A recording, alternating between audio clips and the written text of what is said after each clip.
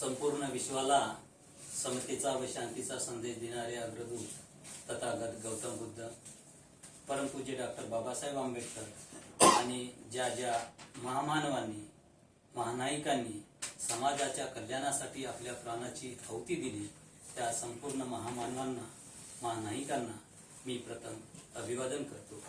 आणि आजच्या या 86व्या कार्यशाळेला उपस्थित असलेले सर्व प्रतिनिधी आणि आजचा या कार्यशाळेचा जो विषय आहे की लोकशाही टिकून ठेवण्यासाठी ज्या काही पूर्वावर्ती शर्ती व अटीची ज्या आवश्यकता आहे त्या विषयासंदर्भात आपण या ठिकाणी साधक बाधक चर्चा करणार आहोत। तर आपल्याला माहित आहे की डॉक्टर बाबासाहेब आंबेडकरांनी 22 डिसेंबर 1952 ला पुण्याच्या लॉ लायब्ररीमध्ये एक व्याख्यान दिलं होतं आणि त्या व्याख्यानामध्ये हा विषय चर्चेला घेतला होता। डॉक्टर बाबासाहेब आंबेडकर जेव्हा पुण्यातील त्या वकिलांना वेळ देत नव्हते, माझ्याकडे सध्या वेळ नाही आहे असं सांगत होते, पण बाबासाहेबांनी त्यांना कळवलं की आता मी डिसेंबरमध्ये व्याख्यान देण्यासाठी मी येऊ शकतो, तशी तजवीज तुम्ही करा। तसे 2 वकील साहेब त्या ठिकाणी मुंबईला बाबासाहेबांची तारीख घेण्यासाठी गेले होते। बाबासाहेबांनी वेळ दिला, तिथल्या काही वकील ज्येष्ठ वकील मंडळीच्या तैलचित्राचं अनावरण सुद्धा झालं।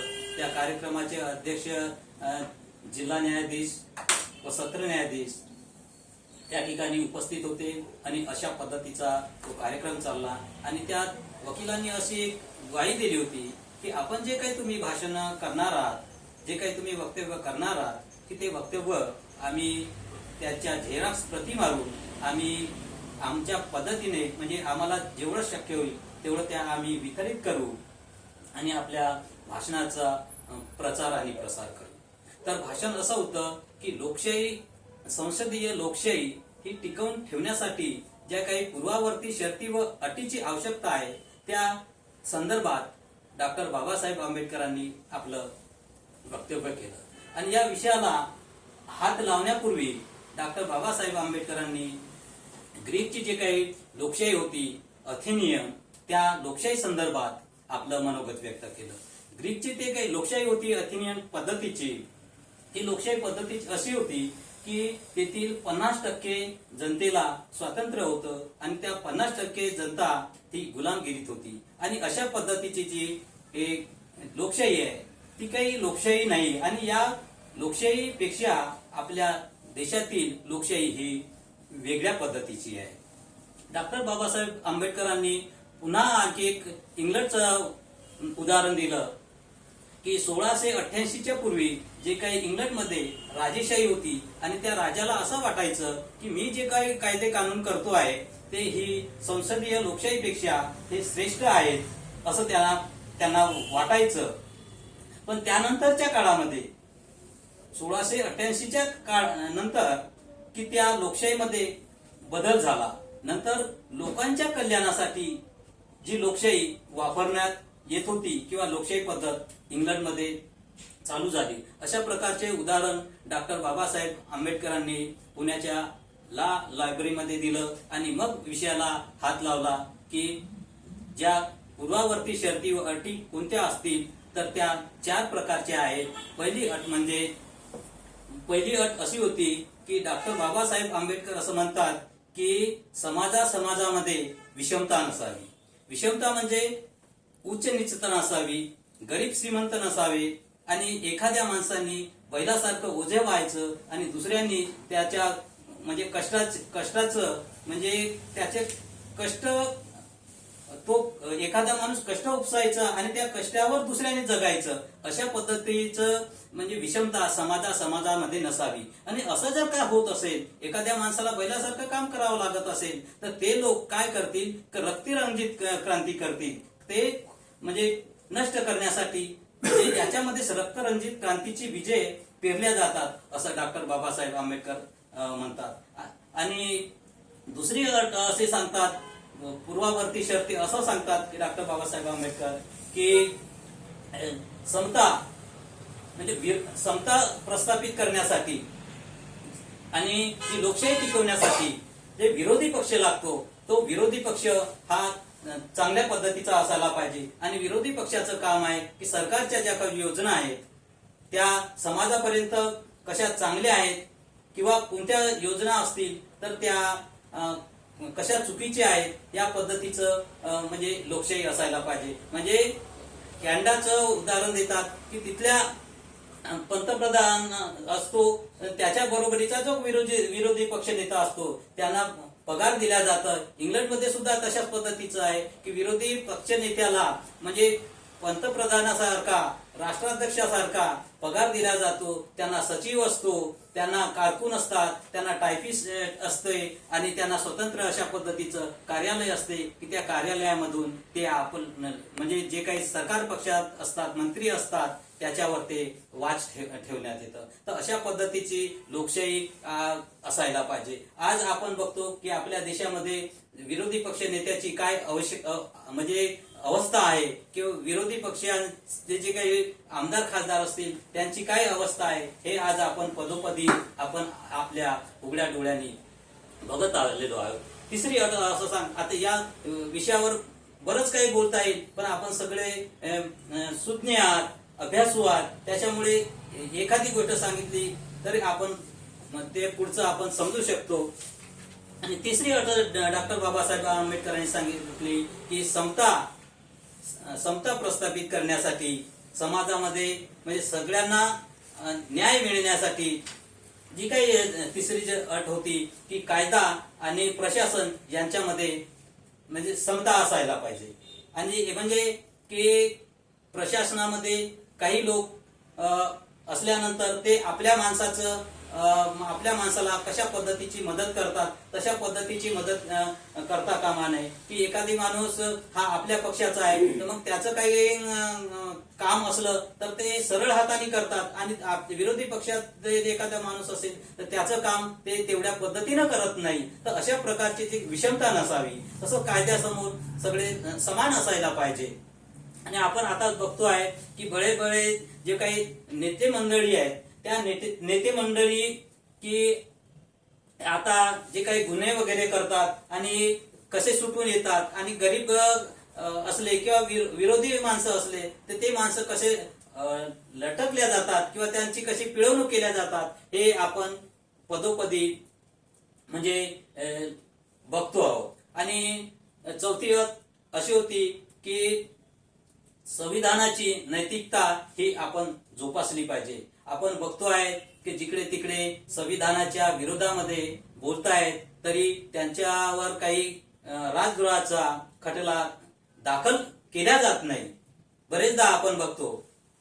आणि आपण ऐकलं असेल की भारतीय संविधानाने या देशातल्या प्रत्येक नागरिकाला समता, स्वातंत्र्य, न्याय, बंधुत्व हे मूल्य, या मूल्यावर आधारित असलेली जी समता दिलेली आहे, सर्व नागरिकांना जगण्याचा अधिकार दिलेला आहे. असं असताना सुद्धा आपण एक घटना बघितली असेल, मी युट्यूबवर सुद्धा बघितलेली आहे आणि ऐकण्यात सुद्धा आहे की ऑक्टोबर 2018 मध्ये के वेणुगोपाल हे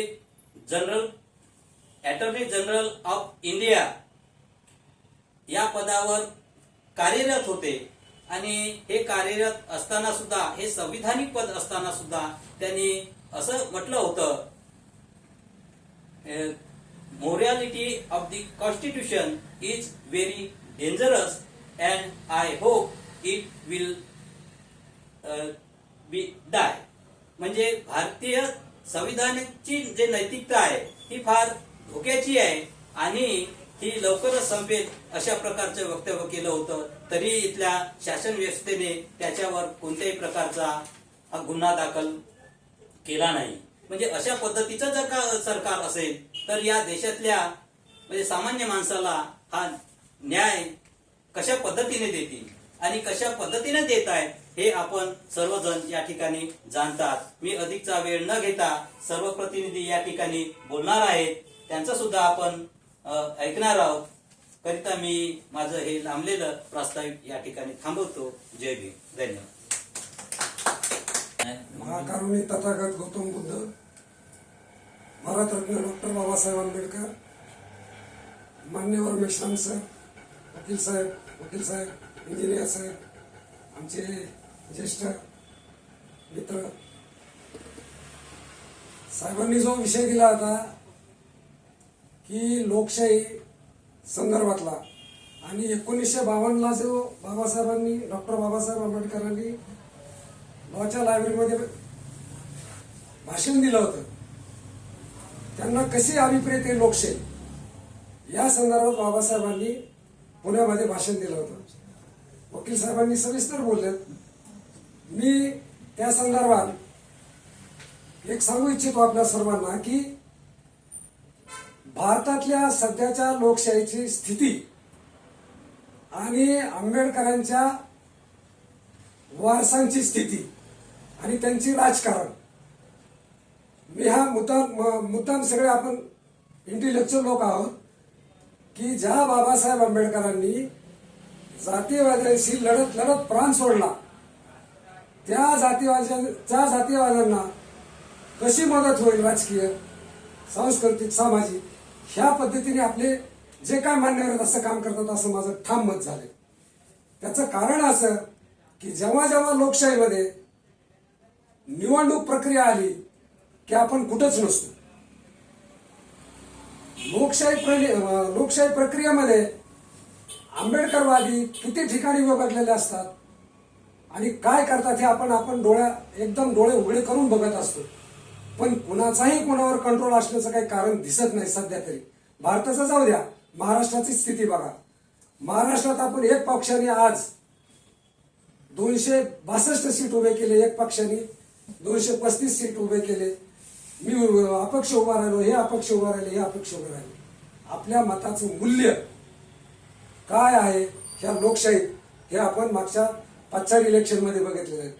पण मी असं म्हणतो की बाबासाहेब आंबेडकरांनी जो आपल्याला त्रिसूत्री कार्यक्रम दिलेला आहे, शिका, संघटित व्हा, संघर्ष करा, ह्या तीनही सूत्र आपण शिकलो, संघटित नाही झालो, संघर्ष तर पूर्णपणे आज सोडून दिलेला आहे. आणि आपल्याकडे ज्या काही लढाई झाल्या, नामांतराची लढाई असेल, खैलानीची लढाई असेल, परभणीची लढाई असेल, ह्या सगळ्या भावनात्मक लढाई झाल्या. मी काय म्हणतोय की ह्या लोकशाहीला जसं वकील साहेबांनी सांगितलं की आर्थिक विषमता, जातीयता आणि राज्यकर्ता तर जातीयता आणि विषमता आणि आर्थिक दरी कशी मोठी निर्माण होईल यावरच काम करते. पण ही यांची आर्थिक दरी,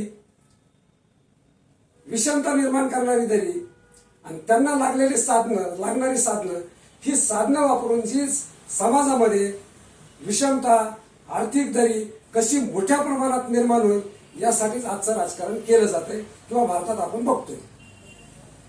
महाराष्ट्रात बघा, महाराष्ट्रात आपल्यावरती आज जो काय अन्याय अत्याचार आहे, आज महाराष्ट्रात जर पाहिलं तर दलित मुलांची शिष्यवृत्ती बंद केली, फेलोशिप बंद केलेली आहे सर. सामाजिक अस्थैर्य आहोत आपण, जायचं तर कोणाकडे जायचं आणि गेलो तर आपली मागणी मानतीलच का? आपल्याला ऐकून घ्यायला तरी आपले आहेत का लोक? इलेक्शन संपले की आपापले लोक आपापल्या कामाला लागलेले असतात. आपले जे तत्सम कोणी लोक समाजाची रजिस्ट्री करून घेणारे म्हणणारे जे लोक आहेत, इलेक्शन नंतर कोणी कोणाला बोलत नाही. आणि माझं बेसिकली म्हणणं आहे की बाबासाहेब आंबेडकरांना आर्थिक, सामाजिक, सांस्कृतिक, राजकीय ह्या 4 मुद्द्यावर मोठं काम या लोकशाहीमध्ये अभिप्रेत होतं. आणि 4ही मुद्द्यावर आपण आज आंबेडकरवादी म्हणून किंवा आंबेडकरांचे वारस म्हणून आपण अपयशी ठरलेलो आहोत किंवा ठरत आहोत. आणि ही जर कोंडी तुम्हाला फोडायची असेल, आर्थिक, राजकीय, सांस्कृतिक, सामाजिक ही जर कोंडी फोडायची असेल, तर तुम्हाला कुठंतरी ब्रेन वॉश करून आपल्याकडं मागच्या इलेक्शनमध्ये जे काय आकडे आले, आंबेडकरवाद्यांचे 208 गट आहेत आणि ही जर 208 गट कायम स्वरूपी जर कार्यप्रणालीत राहत असतील, तर आपण 4 जण बसून किंवा मंथन करून आपल्याला काही हस्तगत होणार नाही आणि आपण समाजाला न्याय देऊ शकत नाही, राजकारणातही देऊ शकत नाही, अर्थकारणाचा आपला तर काही संबंध दूरपर्यंत नाही. आज नोकरी गेलेली आहे, शिक्षण संपत आहे, आपण आपल्या ज्या काही इन्स्टिट्यूट होत्या त्याही आपण जोपासू शकत नाहीत नीट. आणि ही सगळी जर एवढी जर प्रश्न आपल्या समोर आहेत, आंबेडकरवाद्यांसमोर आहेत आणि आंबेडकरांची जे काय आपल्याकडं ह्या जगविख्यात जगात एवढं साधन सामुग्री कोणीच ठेवलेलं नाही, कोणत्याच समाजाला इतकं आपल्याकडे असून सुद्धा आपण ते अडॉप्ट करून आपण लढाई करत नाही किंवा आपण एखादा प्रश्न घेऊन धजत नाही पुढे जायला. आपण राजकारण करतो सत्तेसाठी. सत्ता कशी मिळेल आपल्याला? किती टक्के आहोत आपण? आणि आंबेडकरांनी सत्तेसाठी करा, लढा हे सांगितलं, पण तुमची जर प्रश्न लढवून जर मिळवायचे असतील तर तुम्हाला लढाईचे सगळ्यात अंतिम उत्तर आहे. तुम्ही जर लढाई करणार नसाल तर तुम्हाला कोणीही बोलणार नाही आणि इलेक्शन मध्ये तर तुमचे गळे दाबायला सगळे आपलीच भाग होईल. हे आहेत, मी आहे, सर आहेत, तुम्ही आहेत, तुम्ही आहेत. तुम्हाला विचार करू देण्यासाठी कोणीही तुमच्याजवळ सांगणार नाही, येणार नाही. भावनात्मक लोकशाहीची लढाई आपल्यात झालेली आहे सध्या आणि भावनात्मक जर लढाई तुम्हाला दूर करावी लागेल तर मला माझ्या बांधवाशीच लढावं लागेल. आणि लढाईचं जर असेल तुम्हाला तर तुम्हाला तुमच्या बांधवाशी लढावं लागेल आणि लढणार नसाल तर तुमची लोकशाही असेल तर लोकशाही कशी चालवतात लोक हे आपण डोळ्यांनी रोज बघतो, वृत्तपत्रात बघतो, टीव्ही मध्ये बघतो, मोबाईलवर बघतो, व्हॉट्सअपवर बघतो. हे जर तुम्हाला साध्य करायचं असेल आणि सामाजिक न्याय जर तुम्हाला द्यायचा असेल तर तुम्हाला लढाईशिवाय उत्तर नाही. आणि हे आंबेडकरांनी अनेकदा उच्चार केलेला आहे, शिका, संघटित होऊन संघर्ष करा. आणि संघर्षाशिवाय जर तुम्हाला उत्तर नसेल तर आपण संघर्षाविषयी वैचारिक लढाई, आर्थिक लढाई, सामाजिक लढाई, सांस्कृतिक लढाई आणि राजकीय लढाई ह्या विषयांवर आपण मंथन केलं पाहिजे. आणि आपला जो ग्रुप आहे, वेगवेगळे ग्रुप, ह्या ग्रुपलाही कसं आपल्याला एकत्र करता येईल किंवा करता येणारच नाही याच्यावर सुद्धा साधनं आपण शोधली पाहिजे, विचार केला पाहिजे. आणि ते होत नसेल तर समाजाला न्याय देण्यासाठी आपण एकदम मंथन आणि चिंतन केलं पाहिजे. आणि त्या चिंतनाला धरूनच आपण सामाजिक लढाया, आर्थिक लढाया, सांस्कृतिक लढाया आणि जो कुठल्या लढाया करायच्या त्या तुम्हाला बसून ठरवून कराव्या लागतील. त्यासाठी मी सरांना मागे बोललो की आपल्या आधी ब्रेन वॉश झाले पाहिजे. मागच्या बैठकीत सरांना बोललो की सगळे कोणी कुठे ना कुठे अटॅच झालेले असतात आणि अटॅच झाल्यावर नाही व्हायचा बोला, अरे नाही व्हायचा बोला. अटॅच जरी असाल तरी तुम्ही सामाजिक मुद्द्यावर, राजकीय मुद्द्यावर, तुमच्या शैक्षणिक मुद्द्यावर, बाबासाहेबांच्या विचारावर तुम्ही एकत्र येण्याची गरज आहे. आज घटनेच्या काय तेरा झाल्या तुम्हाला माहिती आहे. रात्री मी एक व्हिडिओ पाहिला, तो खरा खोटा किती माहिती नाही मला, पण त्यांनी भारतीय गव्हर्नमेंटने सांस्कृतिक राज्य घटना निर्माण करून काल उद्घाटन केलं विधानसभेच्या लोकसभेमध्ये. आता ती खरी किती माहित नाही. आता ती संस्कृतमध्ये लिहिलेली राज्य घटना, त्यात काय त्यांनी केलंय, काय लिहिलंय, काय बदललंय, नाही बदललंय हे माहित नाही. तो व्हिडिओ व्हायरल होतो युट्यूबवर, बघा संध्याकाळी घरी गेल्यानंतर. ते खरं किती माहित नाही का, कुणी खोडसाळपणाने टाकलाय ते माहित नाही. पण घटनेचे कसे त्रेधा करण्याचं चालू आहे हे सगळे आपण डोळ्याने रोज बघत आहोत. एक त्यांनी 370 कलम काश्मीरचं हटवलं. 370 मध्ये बाबासाहेबांनी कॉन्स्टिट्यूशन मध्ये घेतलेलं कलम आहे. बाबासाहेबांचा काही मुद्द्यावर त्यात विरोध पण होता. पण ज्या वेळेला 370 हटवलं तेव्हा काय चर्चा झाली आमच्याकडे वकिलांमध्ये, का म्हणलं बाबासाहेबांच्या घटनेमधलं तर 370 कलम हटवलं मोदींनी, झालं म्हणे तो मुसलमानाची, आपल्याला काय करायचं म्हणे, त्याला जास्त स्वातंत्र्य दिलं काश्मीर, जम्मू आणि काश्मीर. पण एक एक मुद्दा तिथूनच घटनेचं काय काय करायचं ठरवलं, तिथून त्यांनी सुरुवात केली. परवा अमित शहा तर डायरेक्ट बोलून टाकले त्यांनी, बाबासाहेब काय आहे, काय कृती केली आपण महाराष्ट्रात, भारतात कृती शून्य आहोत आपण. लढाई सोडून दिली सर आपण, पाटील साहेब. आणि तुम्ही लढाई जर करणार नसाल तर टिकणार नाही. जी आज अवस्था त्याच्यापेक्षा भयंकर तुमची अवस्था होईल. म्हणून घटनेतली सगळे आर्टिकल्स, शिक्षा ही जर तुम्हाला अबाधित ठेवायची असतील तर तुम्हाला हे लढाई अंतिम उत्तर ह्याच्यावर आहे. बाबासाहेबांनी दिलेल्या मार्गावरचं अंतिम उत्तर म्हणजे लढाई. पुढे बोलून माझे 2 शब्द वाढले थांब.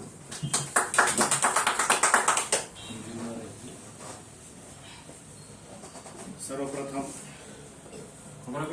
सर्व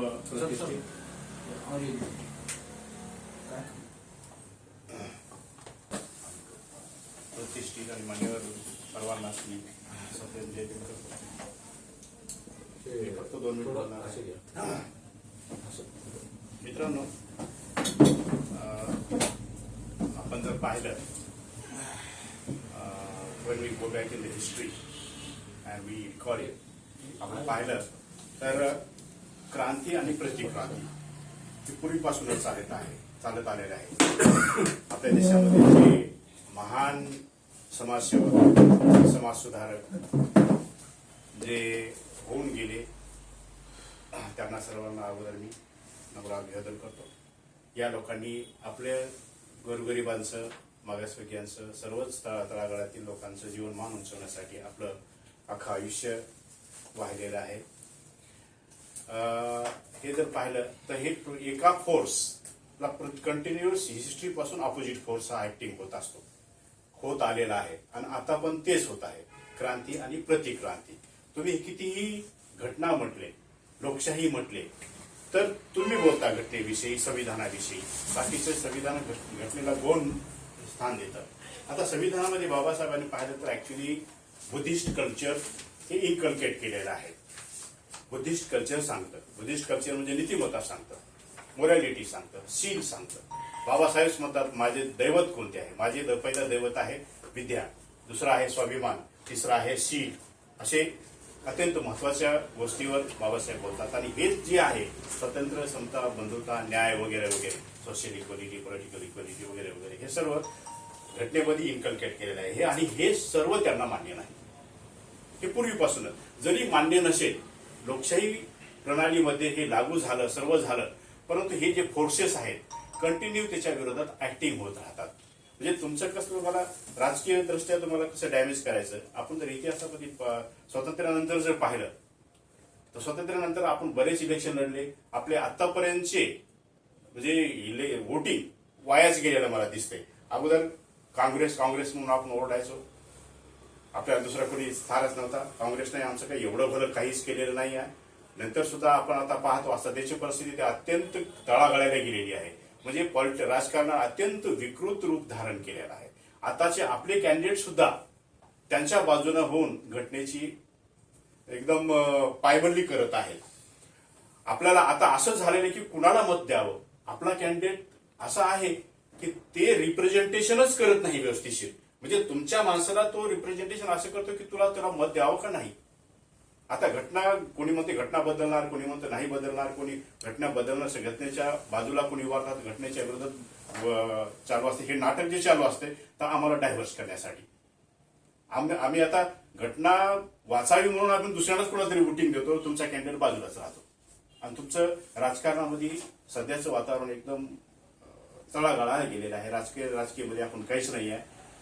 दुसरी गोष्ट मी पाहिलं ऍज अ इंजिनियर, इकॉनॉमी फार महत्वाची. बाबासाहेबांनी विचारलं केलं की माणसाच्या सर्वांगीण विकासासाठी शिक्षण, उच्च शिक्षण, आर्थिक, शैक्षणिक, सामाजिक, राजकीय गोष्टी सगळ्याच महत्वाच्या आहेत. आणि आता आपण शिकलो, थोडा आपण विचार करायला लागलो, संघटित व्हायला लागलो, परंतु आमचा आर्थिक एकदम डॅमेज झालेला आहे. नोकऱ्या शिकत गेलो. आतापर्यंत आमच्या डोक्यामध्ये नोकऱ्यांसाठी आपण विचार करत गेलो, पण नोकऱ्या आता संपत आलेल्या आहेत. प्रायव्हेटायझेशन, भांडवलदारी आली, प्रायव्हेटायझेशन आलं, कंत्राटदारी सुरू केली. कंत्राटदारीमध्ये इलेक्शन रिझर्वेशनच नाही आहे. ज्यावेळेस मी प्रिन्सिपल होतो मी त्यावेळेस रिझर्वेशन प्रकर्षानं भरायचा मी प्रयत्न करायचो. 20 कॅन्डिडेट SC/ST भरायचो. पण दुसऱ्याकडे लक्ष दिलं, दुसऱ्या डिपार्टमेंटचं, तर बिलकुलच भरत नव्हतं. कोणीच नाही. आता तशीच परिस्थिती आहे. तर हे जे विचार केला तर आपण आपलं इकॉनॉमिकल कसं होईल, इकॉनॉमी कसं होईल. गुलामी म्हणजे काय असते. गुलामी म्हणजे तुम्हाला तुमच्या पोटाला जर काही अन्न नाही तर तुम्ही कोणत्याही भांडवलदारासमोर गुलाम व्हायला तयार होता. भुकेल्या पोटाला काहीच नसतं. बाकीचे काय स्वतंत्र समता बोलतो हे पुढची गोष्ट आहे. तर अगोदर अन्न तर द्या. आता आम्ही तिथंच कमी पडतोय. कंत्राटदारी म्हणजे एक व्यक्ती क्लास 1 व्यक्ती 3-3.5 लाख पगार, 4 लाख पगार घेतो आणि एक तोच आमचा बांधव 10,000, 15,000वर गेटला उभा राहतो. त्याची फॅमिली जगू शकत नाही आणि हे इकडे एन्जॉय करतो. आणि मॅक्झिमम एक कम्युनिटी अशी आहे, प्रोफेसर म्हणा, IITचे म्हणा, म्हणजे प्रत्येक एजन्सीमध्ये म्हणा, पॉलिटिक्समध्ये सगळे टॉपला आहेत. IITचे प्रोफेसर 95% एकाच कम्युनिटीचे आहेत, 4-4 लाख पगार आहे. आणि बाकीचे लोक आपले काय, आपल्याकडे 10,000, 15,000 नाही करा, तो उपाशी राहतो. शिकून तरी काय केलं आपण, शिक्षण जरी झालं तर पण नोकरीच नाही तुम्हाला, तर करणार काय तुम्ही? कुणाच्या समोर तुम्हाला गुलामच व्हावं लागेल ना तुम्हाला. नोकरी ती गुलामी म्हणूनच नोकरी सुरू झालेली आहे आणि त्यांना तेच हवं होतं. आता आपली कंत्राटदारी आणि आपण क्लास 4 ह्या पदावर जे आपण वॉचमन म्हणून काम करतो, मॅक्झिमम ठिकाणी आपली कम्युनिटी वॉचमन म्हणूनच काम करते. कुठेतरी सर्व चपराशी आहेत, कुठे काहीतरी. मग गुलामीचं दुसरं नाव काय आहे? कमीत कमी उत्पन्नामध्ये सर्वाईव्ह जीवन जगणे त्यालाच गुलामी म्हणायचे. तुम्हाला तुमच्या बॉसचं ऐकावंच लागतं, otherwise he will kick out. यालाच गुलामी म्हणतो. तर आपण मला काय म्हणायचे की आपण बाबा महात्मा ज्योतिबा फुले काय म्हणाले, ते नीतीमुळं गती गेली, गतीमुळं वित्त खचल्यामुळं मागासवर्गीयाचे सगळे हाल झाले. तर गतीमुळं वित्त सुधारेल कसं हे आपण पाहिलं पाहिजे. आता काही काय परिस्थिती अशा ना देशामध्ये, त्याच्यातून मार्ग काढून आपण चांगल्या प्रकारे कसं सर्वाईव्ह होईल आणि पुढच्या पिढीला आपण कसं आधार देऊ हेच आपल्याला करायचं आहे. आपण दुसऱ्याला दोष देऊन चालत नाही, इतरांना बी दोष देऊन चालत नाही, राजकारण्याला दोष देऊन चालत नाही. राजकारणामध्ये विद्वान कोणीच नाही आपल्या. असं जर पाहिलं तर रिक्षावालेच आहेत, आणखी पोते टांग्यावाले आहेत आणि ते जाऊन वर बसले पॉलिसी मेकिंग मध्ये. तुम्ही विद्वान सगळे गली गोळात आहे, तुम्हाला कोणी विचारत नाही. मग अशाकडनं तुम्ही अपेक्षा काय करणार आहे? तर आपलं बुद्धी ही लावली पाहिजे, ते बी नैतिकतेनं. मी आताच सांगितलं, बुद्धामध्ये भगवान बुद्धिस्ट मध्ये नैतिकतेला फार महत्व आहे. नीती म्हणजे बुद्धाचा सार आहे. नीतीमध्ये बाबासाहेब बोलतात, an educated man without character and humility is more dangerous than a beast if his education is detrimental to the welfare of the poor and mankind. Character is more important than education. Character चांगलं असलं पाहिजे, नीतिमत्ता चांगली असली पाहिजे, आमची morality चांगली पाहिजे, नैतिकता. Ethics in business, ethics in politics, ethics in everywhere Babasaheb सांगतात. पण आता हे एथिक्स कुठंच राहिलेलं नाही. पण आम्ही ओरडतो एथिक्स, पण तुमचं ऐकतंय कोण?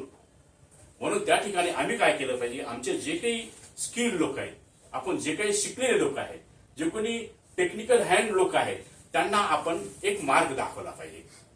मी स्वतः मर्सिडीज बेंचचा मास्टर ट्रेनर आहे. 8 वर्ष मास्टर ट्रेनर होतो. मर्सिडीज बेंच जगातली कोणतीही गाडी मी दुरुस्त करू शकतो. 2 व्हीलर मेंटेनन्स, आपलं हे एरोनॉटिक्स मधला कोर्स केलेला आहे. हे जे आहे हेड म्हणून होतं. पण ह्याच्यामध्ये काय, आता टेलर मेड छोटे छोटे कोर्स करायचे, ऑटोचे असतील, 2 व्हीलरचे असतील, 4 व्हीलरचे असतील, ह्याच्यामध्ये किंवा गॅरेज असतील, आपली काय बचत गट असतील, आणखी कोऑपरेटिव्ह सोसायटी असतील, कोऑपरेटिव्ह फेडरेशन असतील. मी सोसायटीचा चेअरमन आहे 16 वर्षापासून सर्व्हिस करत. तर ह्याच्यामध्ये मी नीतिमत्ता जोपासली आणि इतर ओपन मध्ये मी निवड देत असतो. तर ह्या नीतिमत्तेनुसार मी मागासवर्गीयाचे सर्व जे काय असतील SC, ST, OBC ह्यांचे कामं केले विदाऊट एनी गेन. एक पैसा घेत नाही किंवा कोणतंच मानधन घेत नाही. तर मित्रांनो, आपलं हेच काम आहे. आपण राजकारण करू शकत नाही, राजकारणात सुधारणं फार कठीण आहे. आणि या ठिकाणी आपण बसलो जसं हे आहे, तर कोणता तरी मार्ग आपल्याला काढायचा आहे. कोणती तरी ऍक्टिव्हिटी असत. ऍक्टिव्हिटी म्हणजे only positive activity, not negative activities. Positive activity घेऊन जर आपण पुढे काम करत राहिलो तर आपल्याला निश्चितच काहीतरी गेन होणार आहे. आपल्याला तर भाषण देणं तर भरपूर लोक आहेत, भरपूर मोठे मोठे नेते आहेत, भरपूर आपले हे आहेत, आपले राजकीय नेते आहेत, सामाजिक नेते आहेत. आपल्याला ते नाही, आपल्याला आपण काय करू शकतो ते आपल्याला पाहिजे. मी प्रिन्सिपल असताना महाराष्ट्र स्किल डेव्हलपमेंट आहे आपल्याला, MSDC होतं, महाराष्ट्र स्किल डेव्हलपमेंट अंबडला होतं, इथं पण आहे. कम्युनिटी डेव्हलपमेंट आहे, सोशल कोर्सेस आहेत. हे कोर्सेस करून एकत्र येऊन आपण काही करू शकतो का? जॉब क्रिएट करू शकतो का? त्यांना नोकरी देऊ शकतो का? त्यांना रोटी देऊ शकतो का? त्यांना तुमच्याजवळ उपाशी कोणी ऐकायला बसणार नाही. आता माझ्या माहितीप्रमाणे तर 4 लोक जर आले तर तुम्ही नोकरदार आहात, तुम्ही काहीतरी कमवता म्हणून बसले. पण एखाद्या बेकार माणसाला जर तुम्ही म्हणजे इथून बसत जा 2 तास, तू बसत जाईल, ते म्हणजे मला चहाही कोणी पाजवत नाही, मी कशासाठी बसू तुमच्याकडे? माझ्या पोटाला काही दिला त्याच्याकडेच मी बसू ना. माझ्या डोक्याला काहीतरी काम लावत त्यालाच मी देऊन ना बसून त्याच्यासाठीच मी बसेल ना. तर त्याचा उदरनिर्वाह कसा त्याला रोजीरोटी कशी निर्माण होईल ते आपण काम केलं पाहिजे. ज्यावेळेस आपण एकत्र येतो ना, कोणतीही गोष्ट अशक्य नाही. नथिंग इज इम्पॉसिबल हे आपण नेहमी नेहमी ऐकतो. सगळं काही पॉसिबल आहे, परंतु फक्त एक आपली नैतिकता चांगली पाहिजे, आपली मॉरॅलिटी हाय पाहिजे.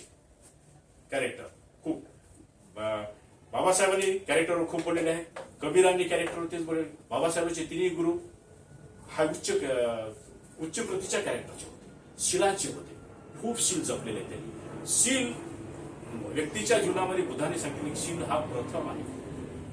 जर आपलं शील नसेल, मी जर माझं जे ऍक्टिव्हिटीज आहेत बाहेर वेगळ्या आणि तुमच्या समोर वेगळ्या, तर मी शीलवान होऊ शकत नाही. शीलवान जर होत नसेल तर फक्त मी बोलेलच, फक्त भाषणच देईल, हे चालणार नाही. आता ऍज अ टेक्निकल मला काय म्हणायचं की एक ग्रुप स्थापन करा, सोसायटी स्थापन करा, छोटे छोटे गट स्थापन करा.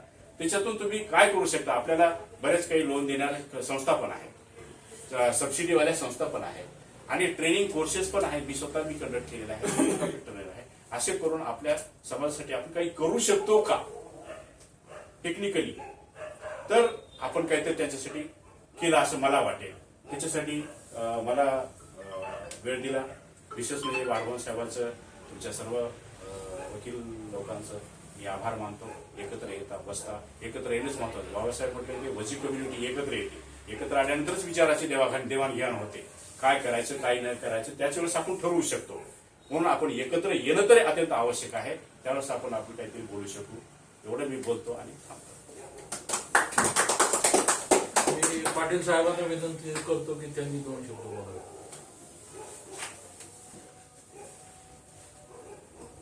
सर्वप्रथम जगाला शांतता, समता, दुर्भिक्षा शिकवण देणारे तथागत गौतम बुद्ध, तसेच फुले, शाहू आंबेडकर हे सर्वांना मी प्रथम वंदन करून सगळ्यांना माझा जय हिंद. आजचा जो विषय आहे आपला,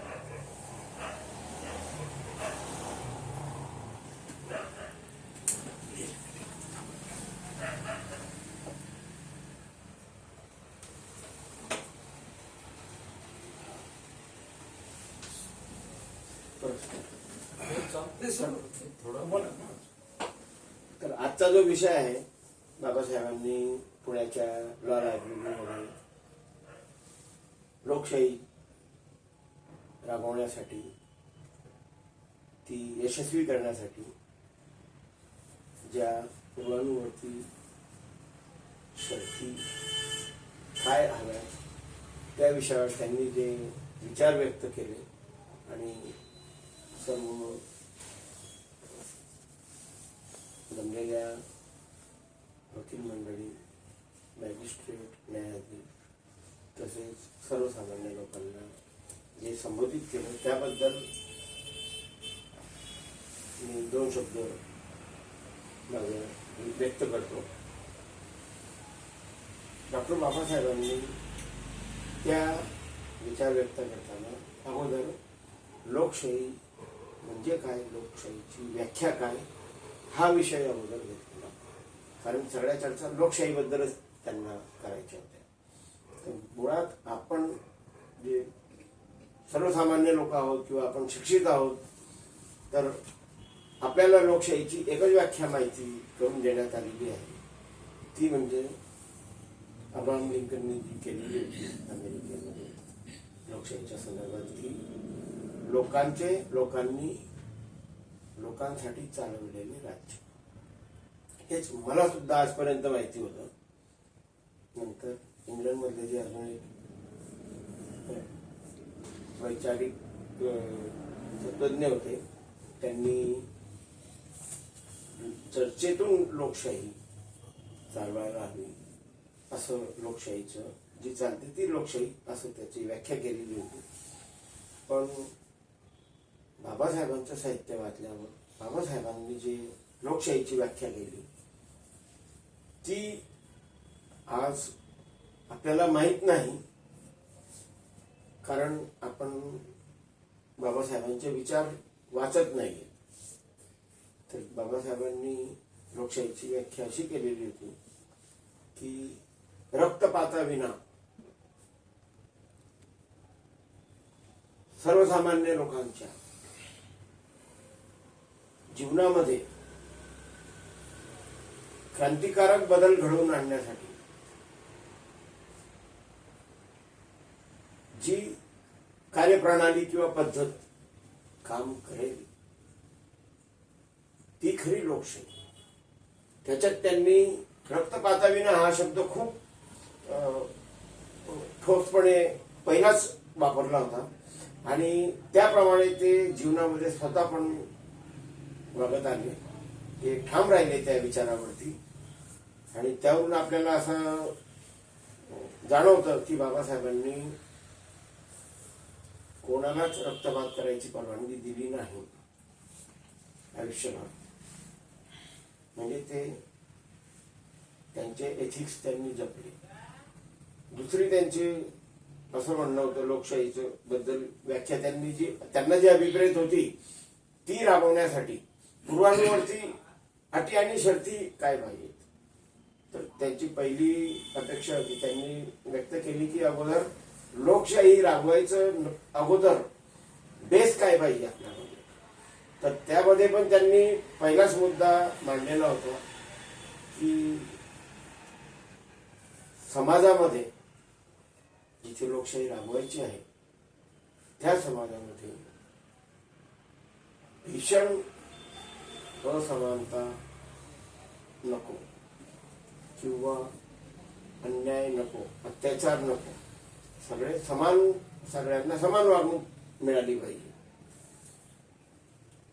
आज आपण त्यांच्या विचारांशी जर आज विचार केला किंवा त्यावेळेसही जो परिस्थिती होती ती अतिशय वाईट होती आणि आज पण त्या परिस्थितीमध्ये आपण असं म्हणू की बदल काही विशेष झाला नाही, पण मी असं म्हणेल की बदल झालेला आहे त्याच्यामध्ये आणि ते जास्त थोडं थांबा. उलट त्यामध्ये विषमतेमध्ये वाढ झालेली आहे. म्हणजे पूर्वी लोक शिक्षण न घेता वर्णभेद जातीभेद मानायचे आणि ते जेवढ्या काय प्रमाणात मानायचे असं आपण विचार करू त्याच्यापेक्षा जास्त आता शिक्षण घेतलेले मानतात. म्हणजे पूर्वी ते अज्ञानातून तसं वागायचे असं आपण म्हणू. एक वेळ त्यांना ते माफ करू शकतो आपण, पण शिक्षण घेऊन पुन्हा त्यापेक्षा जास्त असमानतेने वागणं किंवा जातीवादाने वागणं हे जास्त आपण खालच्या लेवलला जातोय माणसांची पातळी, असे माझं स्पष्ट मत आणि ऑब्झर्वेशन आहे. तर बाबासाहेबांना जे अपेक्षित होतं की भीषण सामाजिक असमानता नको. दुसरं त्यांचं म्हणणं होतं, त्यांनी 3-4 मुद्दे मांडले त्याच्यामध्ये, पण मुख्य मुद्द्यामध्ये त्यांना ते सामाजिकच अपेक्षित होतं, तर त्याच्यावर बाकी सगळं. आणि आता लोकशाही राबवायची तर लोकशाहीला अटी आणि शक्ती काय पाहिजे, तर त्यामध्ये पण त्यांनी त्यांच्या मुद्द्यानुसार स्पष्ट म्हटलेलं होतं की लोकशाहीमध्ये विरोधी पक्ष हवा तो पाहिजे. त्यासाठी त्यांनी इंग्लंडच्या निवडणुकीचं उदाहरण दिलं, लेबर पार्टी आणि कन्झर्वेटिव्ह पार्टीचं. तिच्यामध्ये त्यांनी प्रत्यक्ष ते अनुभवून सांगितलेलं होतं की एका पार्टीचे 650 नगरसेवक निवडून आले, उमेदवार निवडून आले आणि एका पार्टीचे फक्त 50 आले.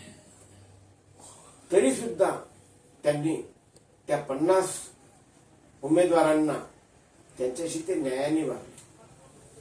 त्यांना विरोधी पक्ष म्हणूनच ट्रीट केलं आणि त्यांचे सगळे मुद्दे विचारात घेतले आणि त्याला लोकशाही म्हटली जाते. त्याविरुद्ध आज आपण चित्र बघतोय, इथं लोकशाहीमध्ये विरोधी पक्ष नाहीच आहे सरळ आणि तो नष्ट केला जातोय थोडक्यात मध्ये. आणि ह्या सगळ्या गोष्टींना कारणीभूत आम्ही शिक्षण घेतलेले लोक आहोत. त्यांनी अजून एक त्याच्यामध्ये मुद्दा मांडला होता की लोकांची लोकनिष्ठा पाहिजे लोकशाही राबवण्यासाठी, ती यशस्वी करण्यासाठी. तर लोकनिष्ठेचा उदाहरण त्यांनी सामाजिक असमतामध्ये असमानता कशी आहे की एखाद्यावर अन्याय होत असेल तर फक्त त्याच समाजाचा त्याच गटाचा त्यांना विरोध होतो त्या गोष्टीला, म्हणजे ते त्या विरोधात लढतात आणि बाकी समाज फक्त बघ्याची भूमिका घेतो. जोपर्यंत लोकनिष्ठा लोकांमध्ये रुजत नाही आणि अन्याय कोणाही वर होऊ द्या, सगळेजण अन्यायाच्या विरोधात आवाज उठवत नाही, तोपर्यंत लोकशाही यशस्वी नाही होऊ शकणार.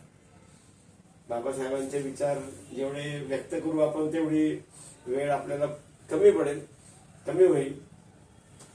तेवढ्यासाठी मी हे माझ्या 2 मिनिटांमध्ये हे भाषण आटोपतो घेतो. जय हिंद. जय हिंद. खोबरागडे साहेबांना बोलतो, विनंती करतो की त्यांनी आपले 2 शब्द तो माहिती आहे ना घ्यायचे. हा, हा. हा, माहिती. सर्वांना माझा देवी. आपण दर रविवारी जी मीटिंग घेत असतो, मीटिंग घेण्याचा उद्देश असा आहे की भाषणाचा कार्यक्रम बंद करायचा. आजपर्यंत आपण खूप भाषण केले आणि आपण प्लॅनिंग करायचं की शासनाकडे जमा करण्यासाठी आपल्याला काय काय करता येईल. प्लॅनिंग प्रत्येकाने सांगायचं आहे. आपले 4 विषय होते. मागासवर्गीय समाजाची आर्थिक उन्नती कसं होईल, त्याला काय प्लॅनिंग करता येईल. तिसरा मुद्दा असा आहे, बाबासाहेबांच्या स्वप्नातला भारत यशस्वी करण्यासाठी बाबासाहेबांनी सांगितलंय की नुसती चळवळ चालवून काय फायदा नाही, चळवळीसोबत लोकसहभागातून प्रत्येक जिल्ह्यामध्ये तालुक्यामध्ये शाळा कॉलेज सुरू करणे.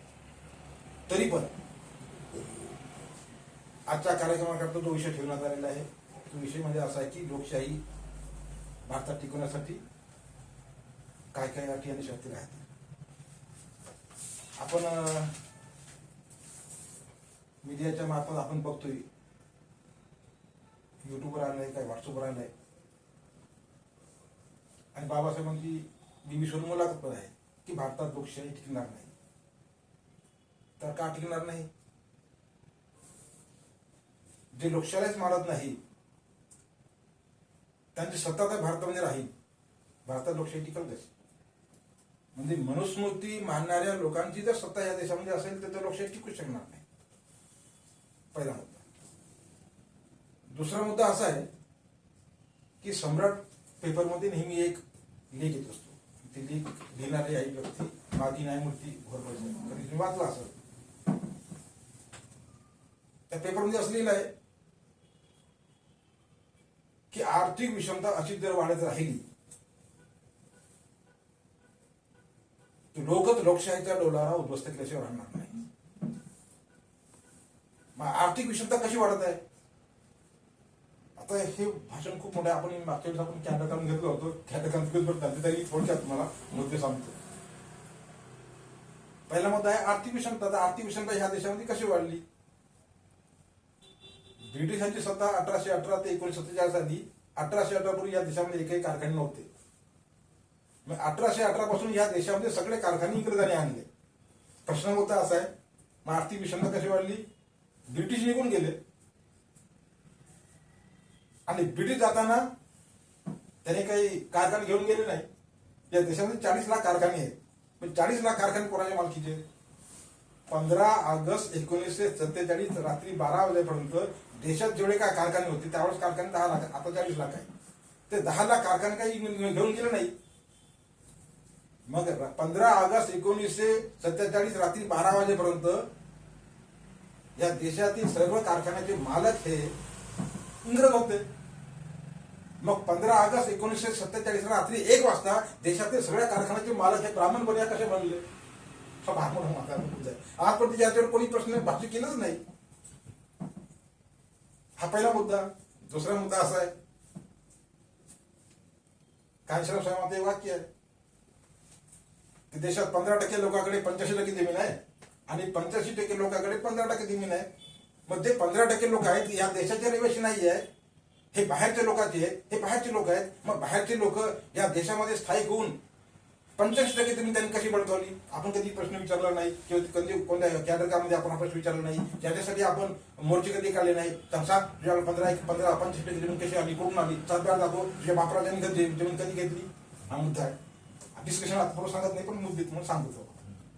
आर्थिक विषमता वाढवण्यासाठी तिसरा मुद्दा असा आहे आणि माझ्या व्हॉट्सअपवर आज कमीत कमी 100 नाही काढले तुम्ही आपल्या असाल. वेतन आयोग हे नोकऱ्या बंद करणारं महाभयानक षडयंत्र आहे. वेतन आयोगाला आजपर्यंत कोणी कोणी विरोध केला? तुम्ही जगाच्या सगळ्या देशामध्ये बघा, इंग्लंड आहे, अमेरिका, ऑस्ट्रेलिया आहे, त्या देशामध्ये क्लास 4च्या पगाराच्या क्लास 1चा पगार हा केवळ दुप्पटच आहे. तुम्ही चेक करा, युट्यूबवर चेक करा, गुगलवर चेक करा, तुमचे कोण नातेवाईक गेले तुम्ही त्यांच्याकडून चेक करा, मी सगळं चेक केले. आणि भारतामध्ये क्लास 4च्या पगाराच्या क्लास 1चा पगार हा 40 पट आहे. पहिल्या वेतन आयोगाची निर्मिती 11 जुलै 1946 बाबासाहेबांनी निर्माण केली, बाबासाहेबांच्या अध्यक्षतेखाली. आणि बाबासाहेबांनी काय ठेवलं होतं? क्लास 4 इक्वल टू क्लास 1चा पगार. सध्या अमेरिकेमध्ये, ऑस्ट्रेलियामध्ये क्लास 4च्या पगारच्या क्लास 1चा पगार दुप्पटच आहे. भारतात बाबासाहेबांनी काय ठेवलं होतं? क्लास 4चा पगार आणि इक्वल टू क्लास 1चा पगार सारखं. फार मोठा वादमूत झाला. जसं बाबासाहेब घटना सादर करताना 3 लोक होते ना, तसं वेतन आयोगाच्या वेळेस बाबासाहेब एका बाजूला आणि 3 लोक एका बाजूला होते, रोपल गरीब, मालवीय आणि पंडित नेहरू. तो मुद्दा मी आपण आता सांगण्यासाठी वेळ नाही, तो क्या रकम मी समजून सांगेन.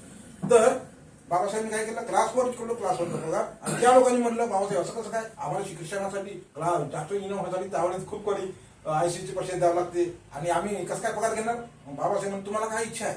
म्हणजे त्याने सांगितलं 10 जर पगार 20,000 असेल, 20 रुपये असेल त्या काळामध्ये, तर क्लास 1ला पगार 200 पाहिजे. बाबासाहेबांनी म्हणलं ठीक आहे, तेवढा पगार नाही म्हणे, पण गुणवत्तेनुसार अधिक पगार पाहिजे, अधिक पोस्ट पाहिजे, ही गोष्ट मला मान्य आहे. पण हे तुमच्या कर्माची फळ आहे.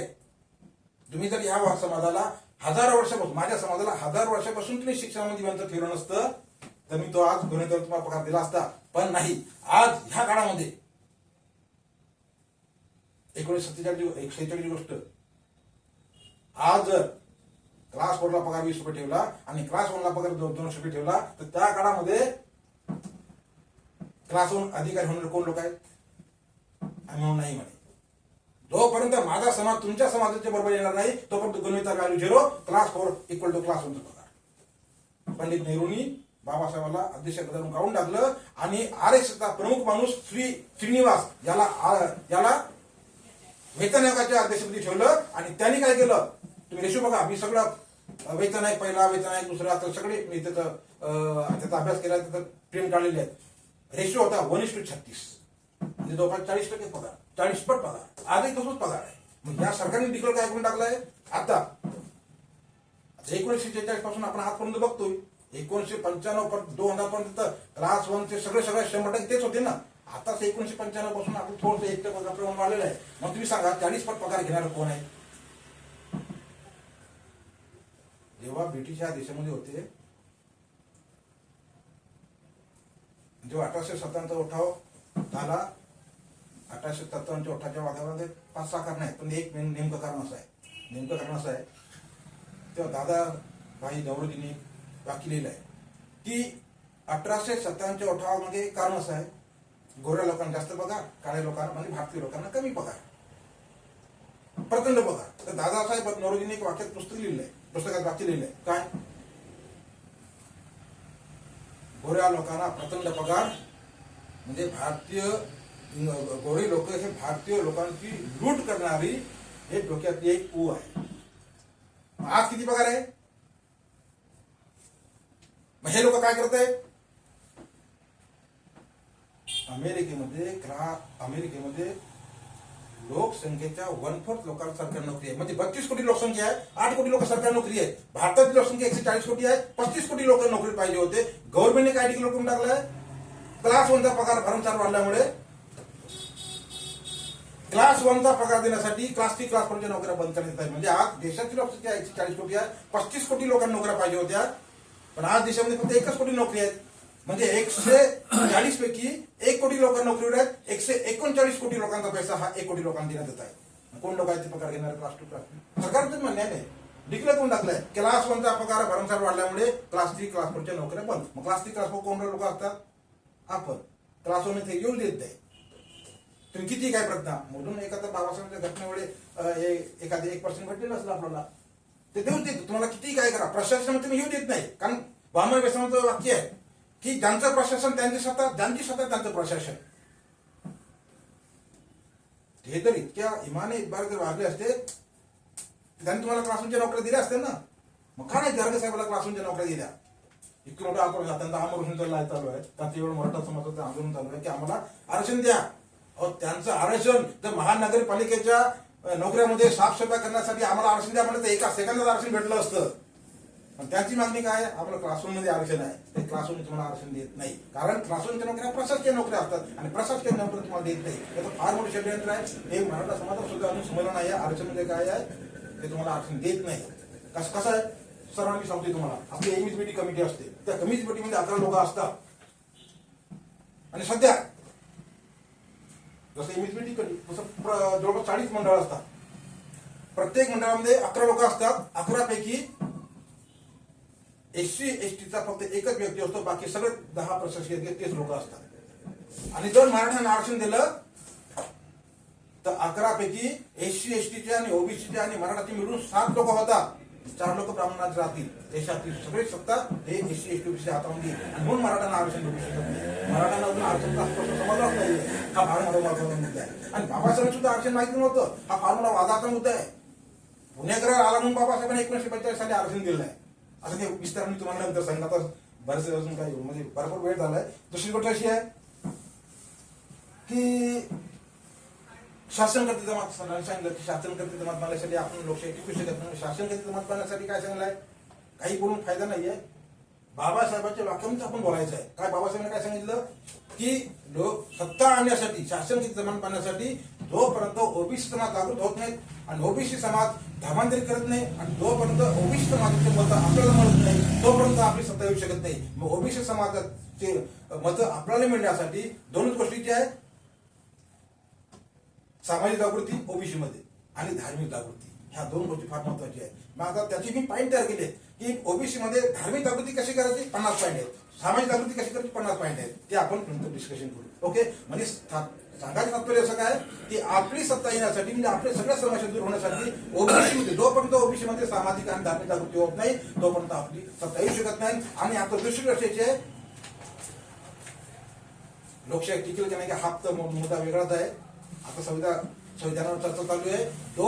आपण म्हणतो की बाबासाहेबांनी संविधान लिहिलं नाही. संविधान कधी नष्ट होऊ शकत नाही. संविधान कधी नष्ट होऊ शकत नाही. आणि मी काय म्हणतोय 1932 साली त्यांची हिंदू राष्ट्राची घोषणा होणार आहे. 1932 साली हिंदू राष्ट्राची घोषणा झाली. या संविधानाचं काय होईल? महत्वाचा मुद्दा असा आहे. कारण सांगितलं सगळ्या नोकऱ्या बंद केलेल्या, खाजगीकरण केलेलं आहे, कंत्राट धरून आहे, lateral entry MPC lateral entry आणली आहे. तर एमपीसी दृष्टी लॅटरी आणली नाही. प्राध्यापकच्या नोकऱ्या सुद्धा लॅटरी एंट्री आणली आहे. आणि आता काल परवाचा मुद्दा असा आहे सगळ्या विद्यापीठामध्ये सगळे प्रोफेसर आहेत तेच भरणार आहेत. त्यांचेच लोक भरणार आहेत. एचओडी पण तेच राहणार आहे. आणि फक्त आम्ही शिबिर तिथे राहणार आहोत. त्यासाठी कालच मुद्दा काढलाय. मग आता सगळ्या विद्यापीठामध्ये भारताच्या सगळ्या विद्यापीठामध्ये सगळे प्राध्यापक तेच लोक भरणार. त्यांचेच फुल पगारावर आणि एचओडी पण तेच भरणार. आम्ही कॉन्ट्रॅक्ट काय करणार? उपाय काय करायचं? कालचाच निर्णय भारतातल्या सगळ्या विद्यापीठामध्ये कुलगुरू त्यांचेच राहणार. यासाठी त्यांनी लॅटरी एंट्री कालचाच मुद्दा आहे. भारतात लोकशाही कशी टिकेल? तुमच्या नोकऱ्या सगळ्या नोकऱ्या संपून टाकलेल्या आहेत. आल्याच्यामध्ये तर हे फार महत्वाचे मुद्दे आहेत. एवढं बोलून मी माझं संपवतो. बाकी आपण नंतर डिस्कस करू. धन्यवाद. आनंद आहे का? खोबरा मी आपले संजय बनसवाल सरांना विनंती करतो त्यांनी आपले विचार मांडावे. हे सर्वांना हे लाव.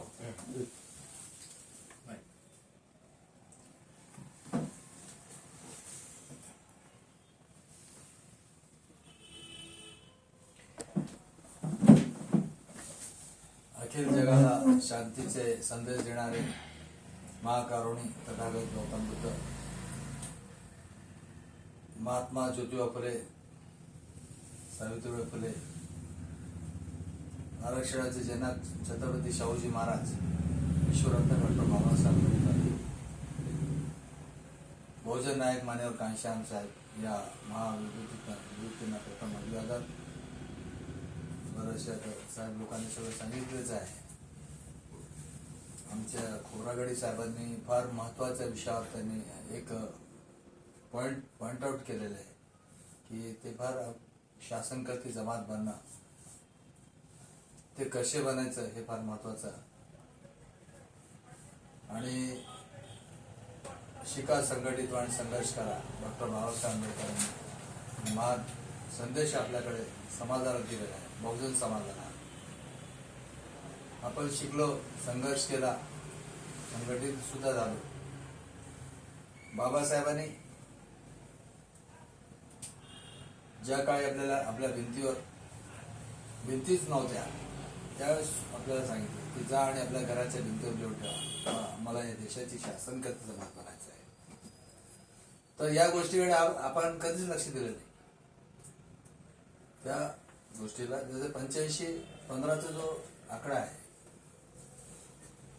आपण याच्याकडे सुद्धा लक्ष आजपर्यंत दिलं नाही. बाबासाहेबांनी महापुरुषांच्या विचाराने भारतीय संविधान बनवलं, भारतीय राज्यघटना बनवली.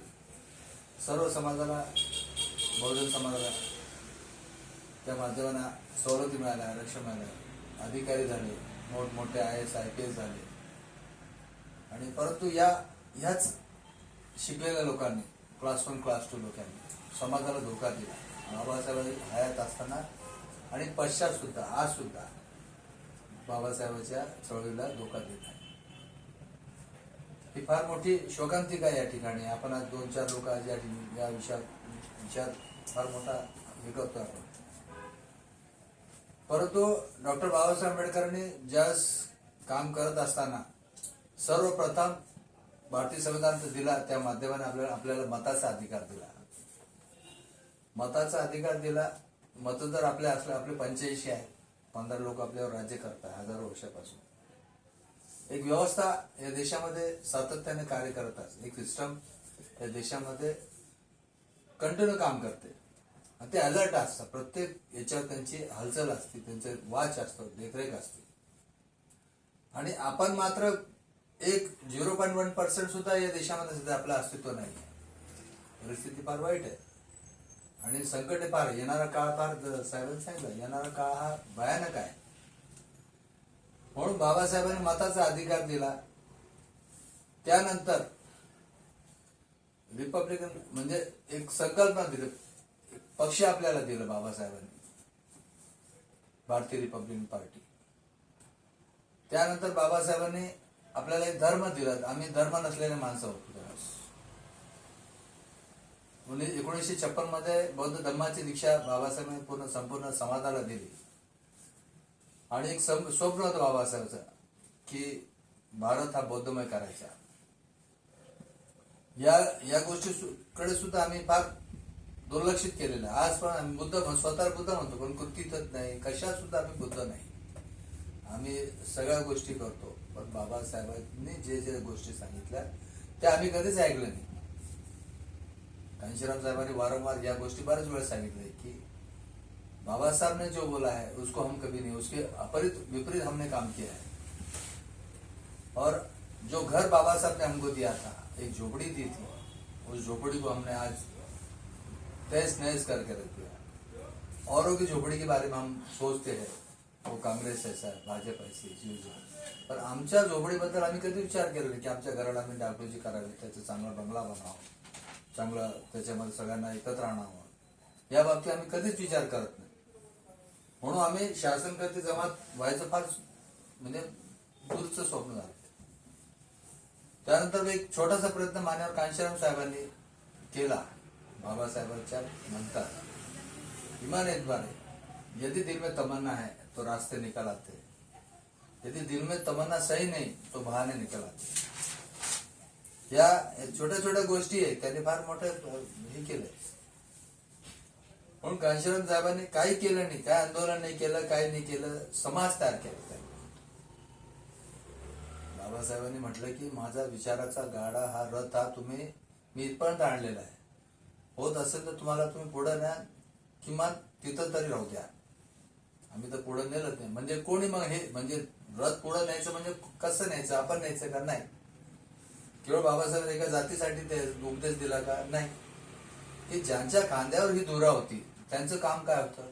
ते एक शब्द साहेबांनी सांगितलं खोबराकडेचं, फार महत्वाचं आहे की आपण ज्या लोकांसाठी बाबासाहेबांनी अख्खं आयुष्य झिजवलं, संपवलं, बहुजन समाज, जसं ओबीसी जोपर्यंत आपल्या सोबत येणार नाही तोपर्यंत आपण शासनकर्ते जमात बनू शकत नाही. परंतु बाबासाहेबांनी ज्यांच्यासाठी कार्य केलं, जर आपल्याला बाबासाहेब माहित होते तर आपण इतर जातीनं कधी बाबासाहेब समजून सांगितलं का? किंवा स्वतः बाबासाहेब समजून घेण्याचा प्रयत्न केला का? कांचीरामजीने एका रात्रीमध्ये पुस्तक डी.के. खापर्डेने दिलं होतं, ॲनिलेशन कास्ट, एक छोटं 10-15 पान.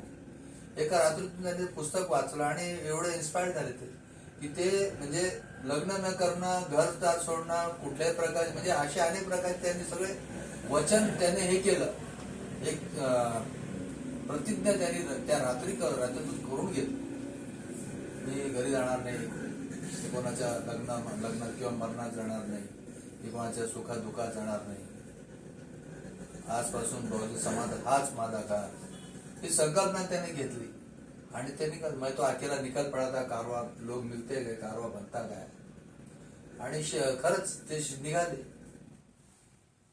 आणि या गोष्टी करण्यासाठी ते सक्सेस सुद्धा झाले. त्यांनी दाखवलं की होऊ शकत. महाराष्ट्रामध्ये कसे लोक, आपल्या लोकांमध्ये एक मानसिकता तयार झालेली आहे, एक संकुचित भावना की हे नाही, हे होऊ शकत नाही, अजिबात होऊ शकत. सगळ्या गोष्टी होऊ शकतात. अशक्य नावाची वस्तू या जगात नाही. मनात तुमचे निश्चय पाहिजे, इमान म्हणजे तुमचा जो आहे रुतबा हा पक्का पाहिजे की नाही मला हे करायचं. रास्ते मिळतात, रास्ते हे होत नाही. आपण जर मनामध्ये जर थांबलं की आपल्याला हे करायचंय, रस्ते अडचणी येतील, त्या अडचणीवर मात करून आपण रास्ता बदलला पाहिजे आपल्या मंजिलकडे जाण्यासाठी.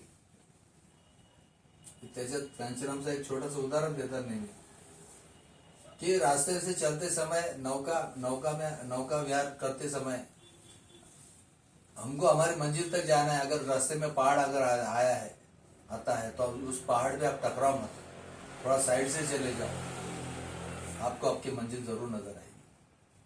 म्हणजे किती जरी पहाड आलं, डोंगर आपल्याला वाटतं भाजप फार मोठं आहे, काय नाही, चिल्लर गोष्टी आहे.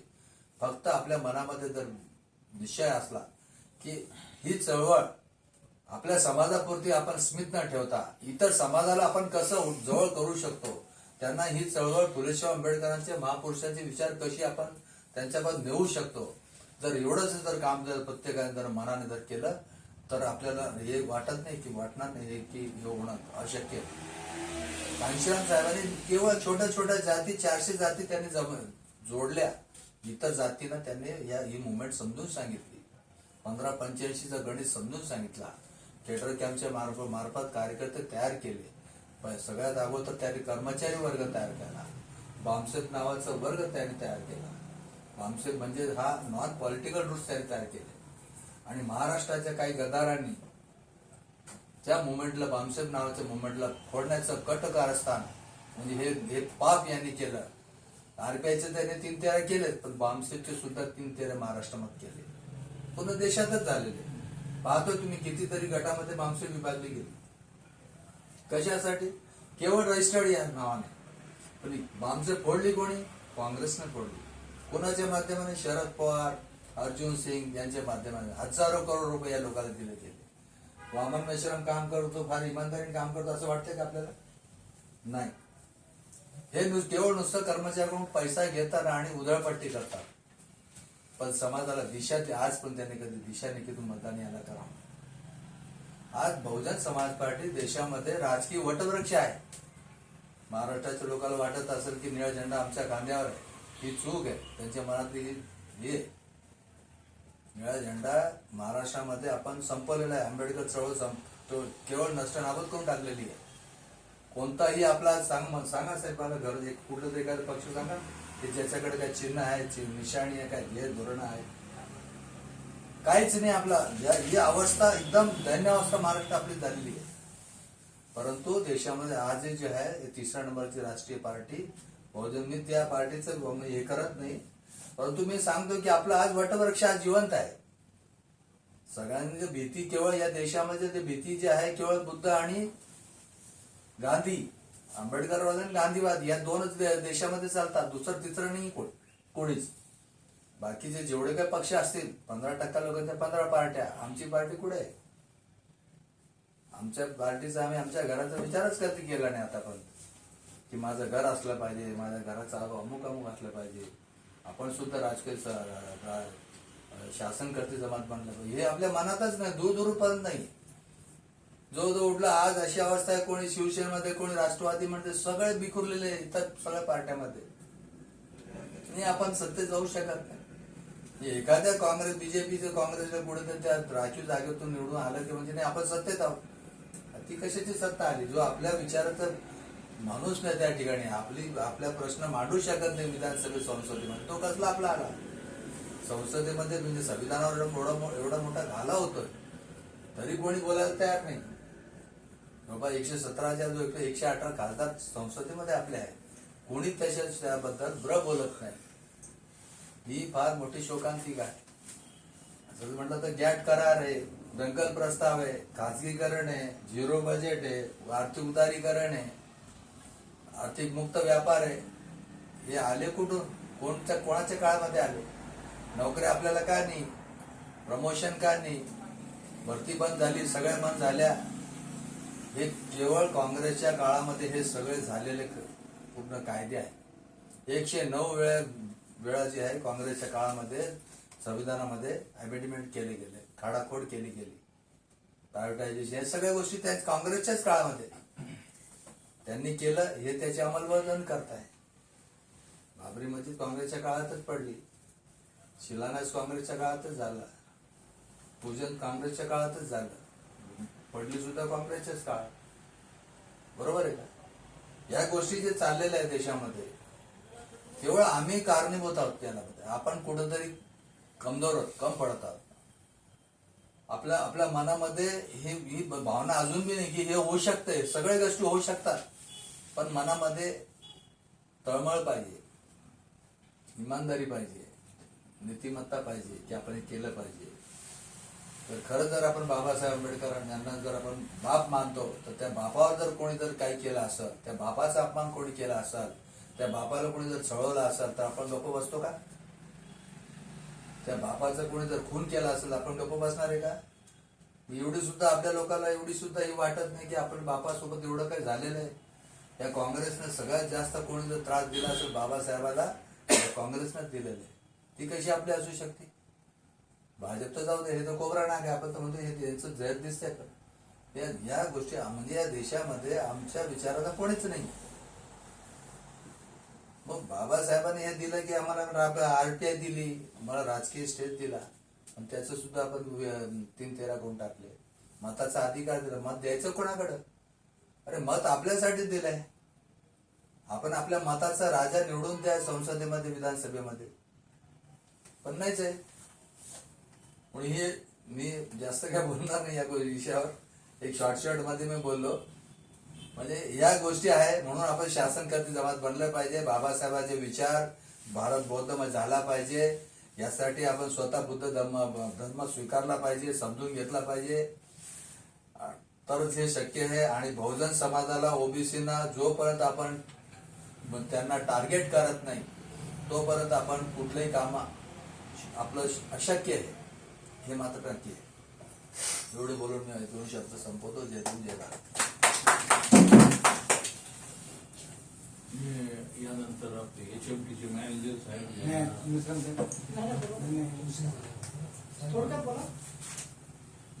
मी मेश्राम साहेबांना विनंती करतो की त्यांना मी मिलिंद मल्टीपर्पज हायस्कूल मध्ये शिकतो. मी 8वी ते बस परिचय बस थांबतो.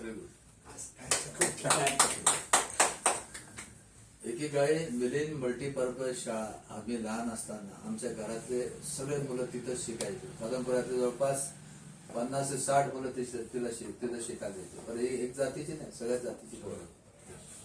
पण आज अशी अवस्था करून टाकली त्या, कारण ती समोर ज्या शाळा आहे तिचं काही अस्तित्व नव्हतं. पण आज आपल्या शाळेची काय अवस्था आहे, या वयामध्ये या अशा कार्यक्रमाला येणंच फार महत्वाचं आहे. फार गरजेचं आहे. काय ऐकलं चार गोष्टी. मी मेश्राम साहेबांना विनंती करतो की त्यांनी आपलं भाषण सुरू करा. ते असं हा, ते.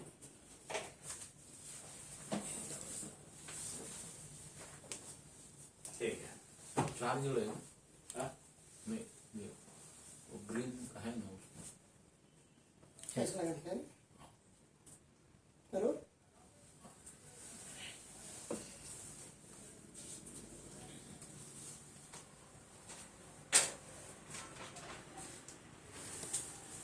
आज आपण फुले शाहू आंबेडकर स्टडी सर्कल मार्फत 86वी कार्यशाळा आयोजित केलेली आहे. त्या कार्यशाळेसाठी विषय आपण दिला होता.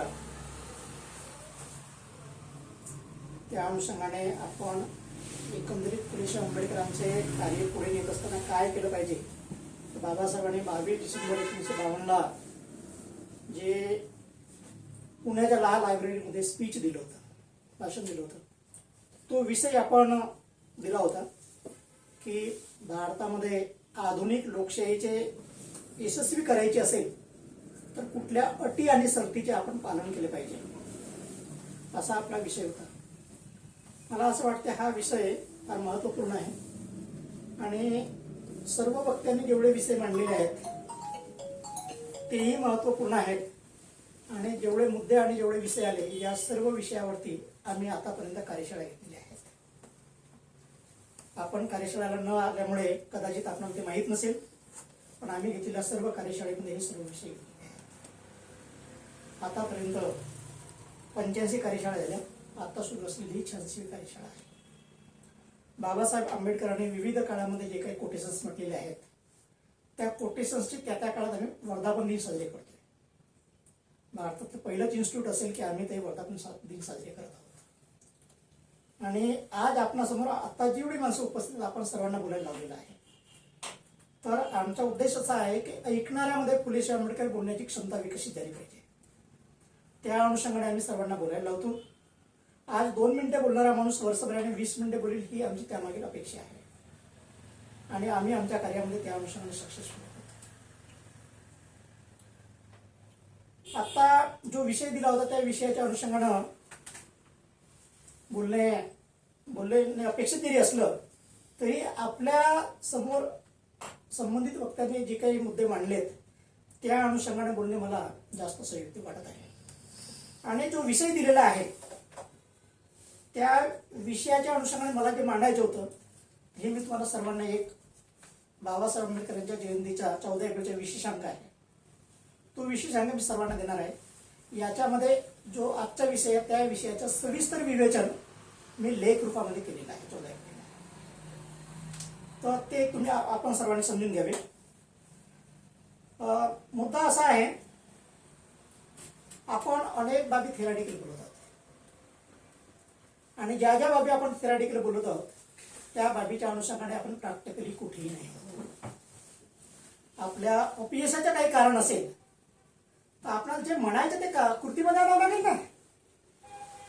निव्वळच आपण बोलत राहिलो ना आमच्या कृतीमध्ये त्यातलं काहीही नसेल तर आमच्या बोलण्याला सुद्धा काही अर्थ उरत नाही. आपण खरोखर फुले शाहू आंबेडकरांना मानत असलो तर आम्ही ज्या बाबी मांडत आहोत त्या सर्व बाबी आपल्याला कृतीमध्ये आणाव्या लागतील. तर हे महत्वपूर्ण आहे.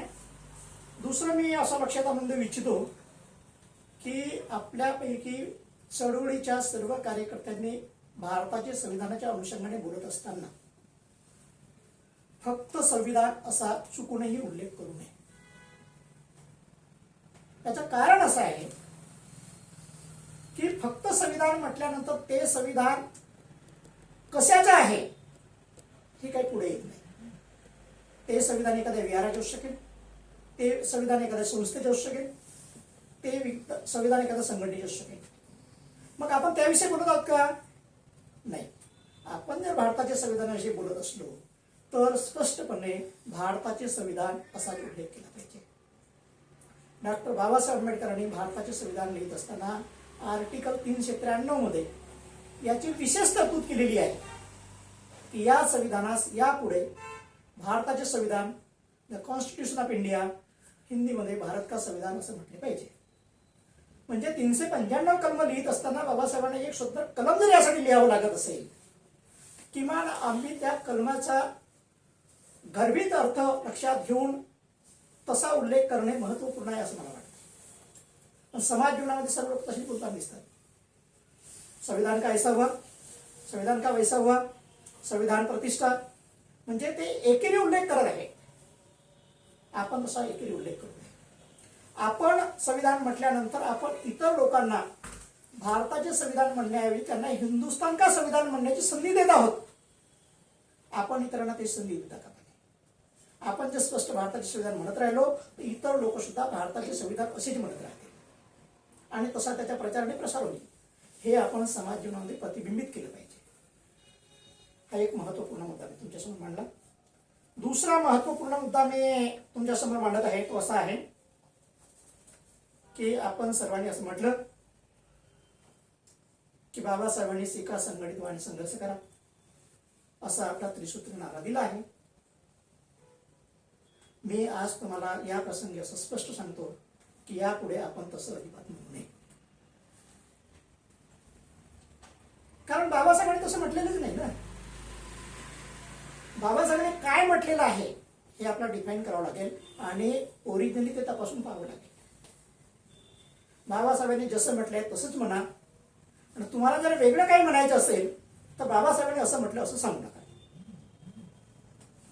तर त्याचं कारण असं आहे, 9 मार्च 1924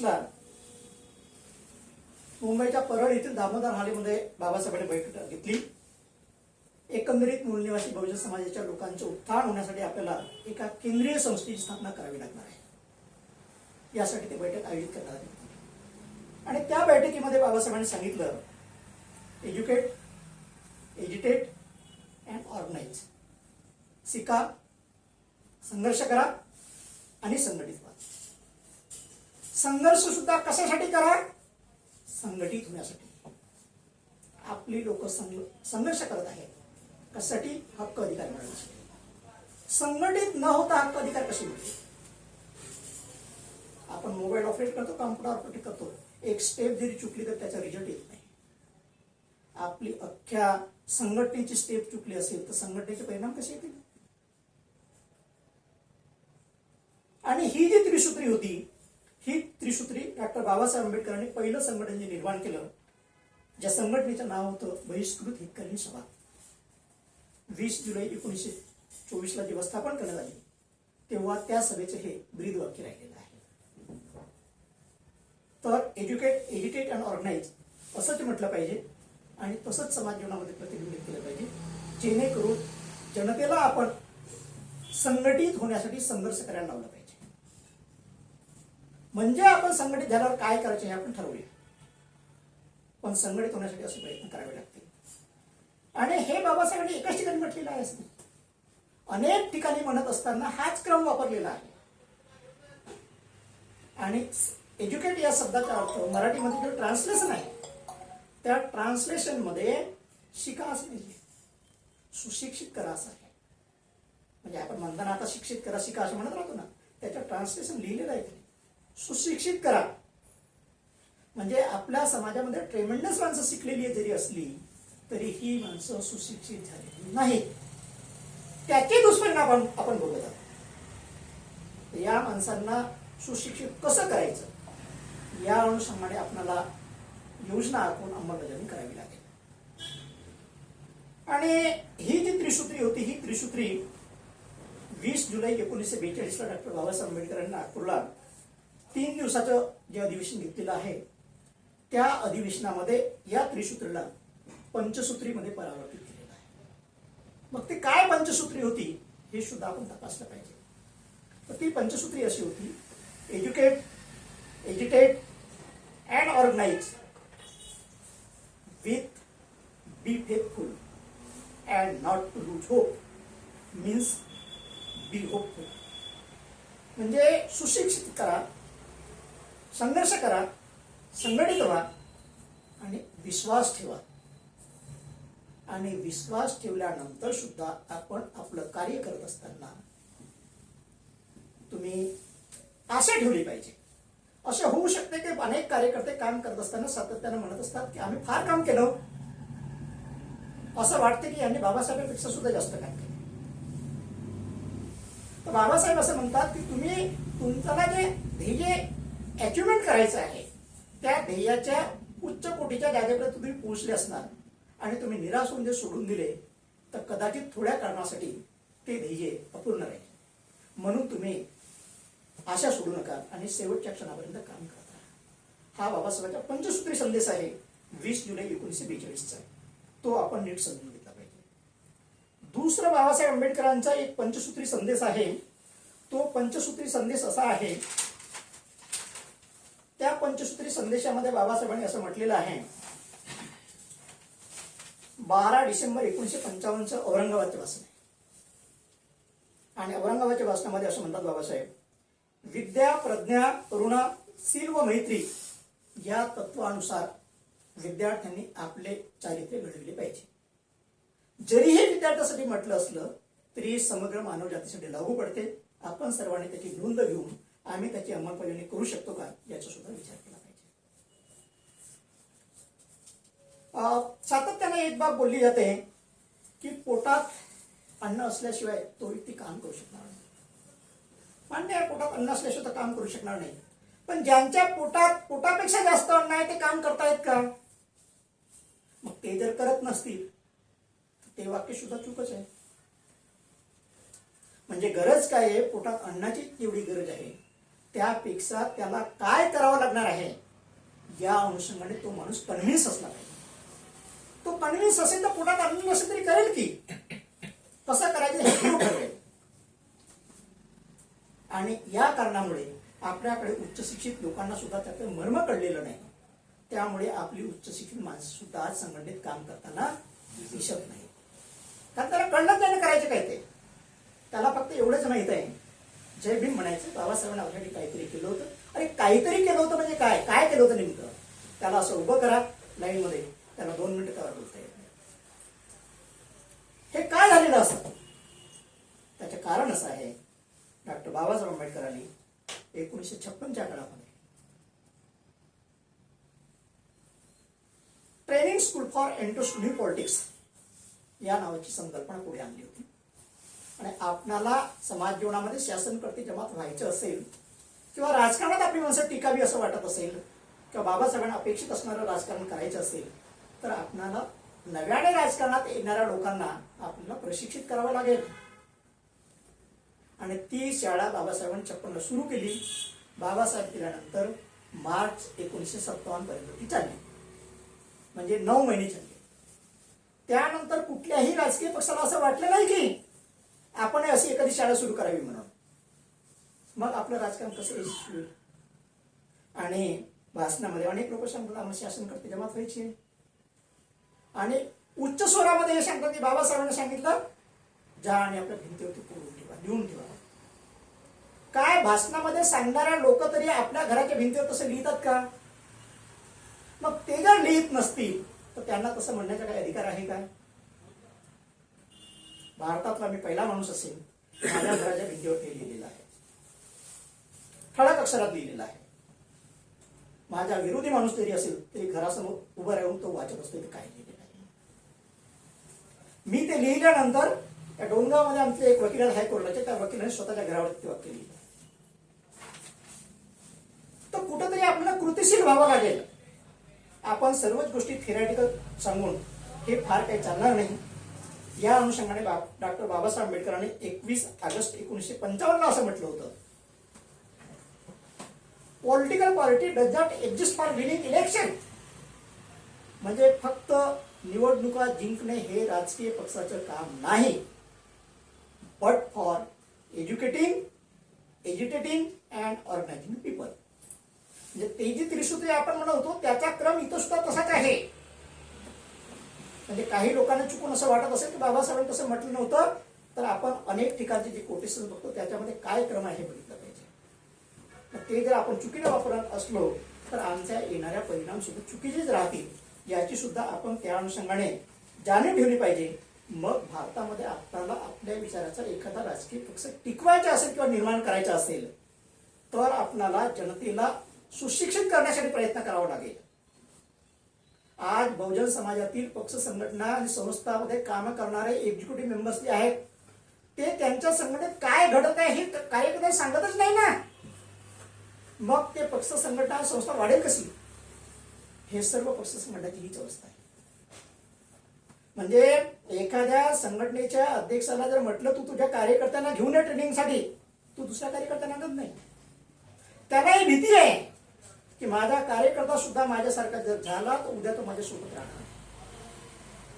याला जर माझ्यासोबत राहावं असं वाटत असेल तर याने चांगलं काम करावं ना. चांगल्या कामासाठी अनेक लोक सोबत राहतील. अशा प्रकारे आपली एकंदरीत चळवळ ही स्टॅग्नंट झालेली आहे.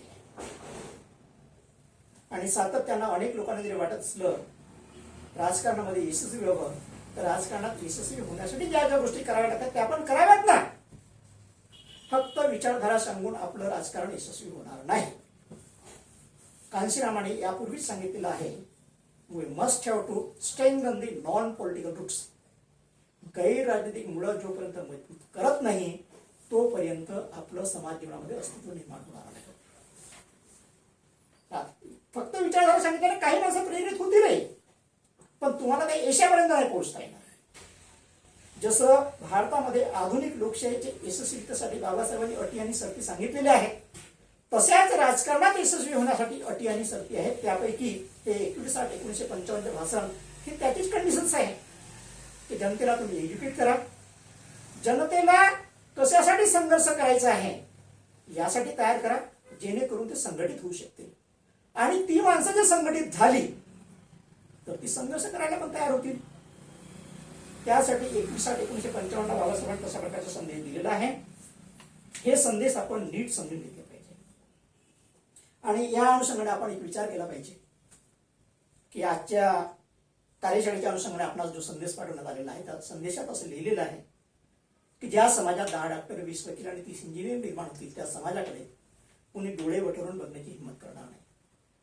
असं बाबासाहेबांनी म्हटलं असेल तर मग आज आमच्या समाजामध्ये एकेका कॉलनीमध्ये एकेका शहरामध्ये हजारोच्या संख्येने डॉक्टर वकील इंजिनियर आहेत की मग ही माणसं नेमकी करतात काय?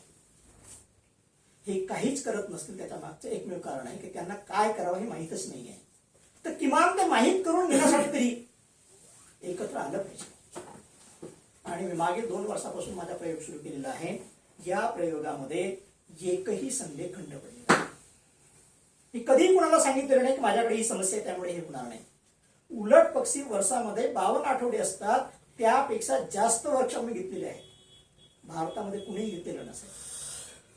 कुणी चालवलेही असतील पण या कंटिन्युटीपेक्षा जास्त घेतलेलं नाही. हे मी संदर्भासह आणि पुराव्यासह सांगतोय. आणि घेतलेल्या सर्व वर्कशॉपच्या बातम्या महाराष्ट्रातील अनेक वर्तमानपत्रांमध्ये प्रकाशित झालेल्या आहेत. आणि आमच्या बातम्यामध्ये कोण माणसं उपस्थित होते आणि काय नावं होती हे छापलेलं कमी असते पण त्या सर्व माणसांनी काय म्हटलेलं आहे तिथं प्रत्येक बोलणाऱ्या व्यक्तीचं एक तरी वाक्य मी लिहिलेलं आहे. त्याच्यामध्ये भारतात कुणी असं केलेलं नसेल. म्हणजे आम्ही म्हणताना समता प्रस्थापित झाली पाहिजे असं म्हणत असतो पण आम्ही अनेक लोकांना कार्यक्रम ऐकण्यासाठी बोलवतो. मी मात्र कार्यकर्त्यांना तुमचं काय म्हणणं आहे ते आम्हाला समजून सांगा यासाठी बोलवतोय. आणि त्या प्रत्येक माणसाच्या वाक्य मी छापलेलं आहे. आणि अनेक वर्तमानपत्रात आता अनेक लोकांना मी जेव्हा कार्यक्रमाचे पीडीएफ पाठवतो तर लोक विचारतात ही वर्तमानपत्र आहेत कुठे? म्हणजे महाराष्ट्रामध्ये आंबेडकर विचारांचे काही दैनिक चालतात हे आपल्या जनतेला माहीत सुद्धा नाही. आपल्या जनतेला प्रस्थापित व्यवस्थेतील लोक काय चालवतात ते माहीत आहे. अरे बाबा प्रस्थापित व्यवस्था विसंबून राहिलं तर आपला विनाश अटळ आहे. आपणाला त्यातून बाहेर पडायचं असेल तर आपणाला नवीन उपाययोजना आखून या सर्व गोष्टी केल्या पाहिजेत. डॉक्टर बाबासाहेब आंबेडकरांनी याच महिन्याच्या 31 तारखेला 1920 मूक नाईकची स्थापना केली होती. का मूक नाईकची स्थापना केली होती? काय ज्या काळामध्ये बाबासाहेब आंबेडकर चळवळीचं काम करत होते त्या काळात बाबासाहेब आंबेडकरांच्या चळवळीच्या अनुषंगाने होणाऱ्या कार्यक्रमाच्या बातम्या इतर पेपर्सवाले देत नव्हते. इतर पेपर्सवाले बातम्या देत होते मग बाबासाहेबांनी मूक नाईक का स्थापन केला? बाबासाहेब आंबेडकरांचं असं म्हणणं होतं की मला त्या वर्तमानपत्रामध्ये जेवढी स्पेस पाहिजे तेवढी स्पेस इतर वर्तमानपत्र देऊ शकत नाही. मला जसं म्हणायचं आहे तसं जर लिहायचं असेल तर मला स्वतःचे वर्तमानपत्र चालवावे लागेल. आज सकाळ संध्याकाळ प्रकाशित होणाऱ्या वर्तमानपत्राकडे आपण कशा प्रकारे बघतोय? त्या वर्तमानपत्राकडे आपण न्यूजपेपर म्हणून बघतोय. बाबासाहेब आंबेडकरांनी मूक नाईक यासाठी चालवलं होतं की आपण त्याकडे केवळ न्यूजपेपर म्हणून नव्हे, त्याकडे आपण व्ह्यूज पेपर म्हणून बघितला पाहिजे. म्हणजे आपला दृष्टिकोन काय आहे तो दृष्टिकोन जनतेला कळावं आणि सविस्तरपणे कळावं यासाठी बाबासाहेब आंबेडकरांनी त्या काळामध्ये मूक नाईक चालवलेला आहे. त्यानंतर बहिष्कृत भारत चालवलेला आहे, समता चालवलं, जनता चालवलं, प्रबुद्ध भारत चालवलं. मग बाबासाहेब गेल्यानंतर त्यांचे अनुयायी काय चालवतात? आणि त्यांचे अनुयायी काहीच चालवत नसतील तर त्यांनी कशाला शासनकर्ते जमात व्हायचे स्वप्न पाहायचे? कारण आपल्याला जे जे काही करायचे आहे त्याच्या अटी आणि शर्ती पूर्ण कराव्या लागते. आपोआप काही होणार नाही आणि केवळ थेरॅटिकल सांगून काही होणार नाही. जे जे म्हणायचं आहे ते थेरॅटिकल सांगत असताना त्याचं प्रॅक्टिकल करावं लागेल. ज्यांची प्रॅक्टिकल करायची तयारी आहे त्यांनी या अनुषंगाने व्यक्त व्हावे आणि समाजाला व्यक्त होण्यासाठी तयार करावे. प्रॅक्टिकल करणाऱ्या माणसाला समाज जीवनातील माणसं मिळतील. तुम्ही सामाजिक चालवा, राजकीय चालवा की धार्मिक चालवा, काहीच चालवत नसेल कसं होणार? अनेक विहारामध्ये आपल्या आता शहरामध्ये 150 विहार आहेत. अनेक विहारामध्ये कार्यक्रम होतात. तर आम्ही अनेक विहारामध्ये सुद्धा कार्यक्रम घेतो. विहारातली लोक वाट पाहत आहेत की कुणीतरी येऊन आम्हाला चांगल्या प्रकारे समजावून सांगेल. त्यांची असे म्हणणं आहे की आम्हाला चांगलं कोणी समजावून सांगत नाही, त्यामुळे तर आम्ही विहारात बंद केले. म्हणजे या स्टेज पर्यंत समाजातील माणसं पोहोचली असतील तर आपण आता त्याला पुनर्विचार केला पाहिजे. आता मी लासू स्टेशनच्या संबोधी विहारामध्ये कार्यक्रम घेतला. बाबासाहेब आंबेडकर यांनी 24 नोव्हेंबर 1956 असं म्हटलं होतं की बौद्धांचे आद्य कर्तव्य आहे की त्यांनी प्रत्येक रविवारी बुद्ध विहारात गेले पाहिजे. त्या दिवशी सकाळी 10 वाजेपासून रात्री 10 वाजेपर्यंत कार्यक्रम लावला. एनफोर्टच्या विहारामध्ये सकाळी कार्यक्रम लावला, दुपारी आम्ही संस्थेच्या कार्यालयात कार्यक्रम लावला, सायंकाळी एनबारागी विहारात कार्यक्रम लावला. असे कार्यक्रम आणि असे कार्य इतरही पक्ष संघटनांनी करावे. जे कुणी करेल त्यांना समाज जीवनामध्ये स्थान मिळेल यात दुमत नाही आहे. पण ते करावं लागेल आणि प्रॅक्टिकल करावं लागेल. केवळ थेरीमध्ये सांगून चालणार नाही.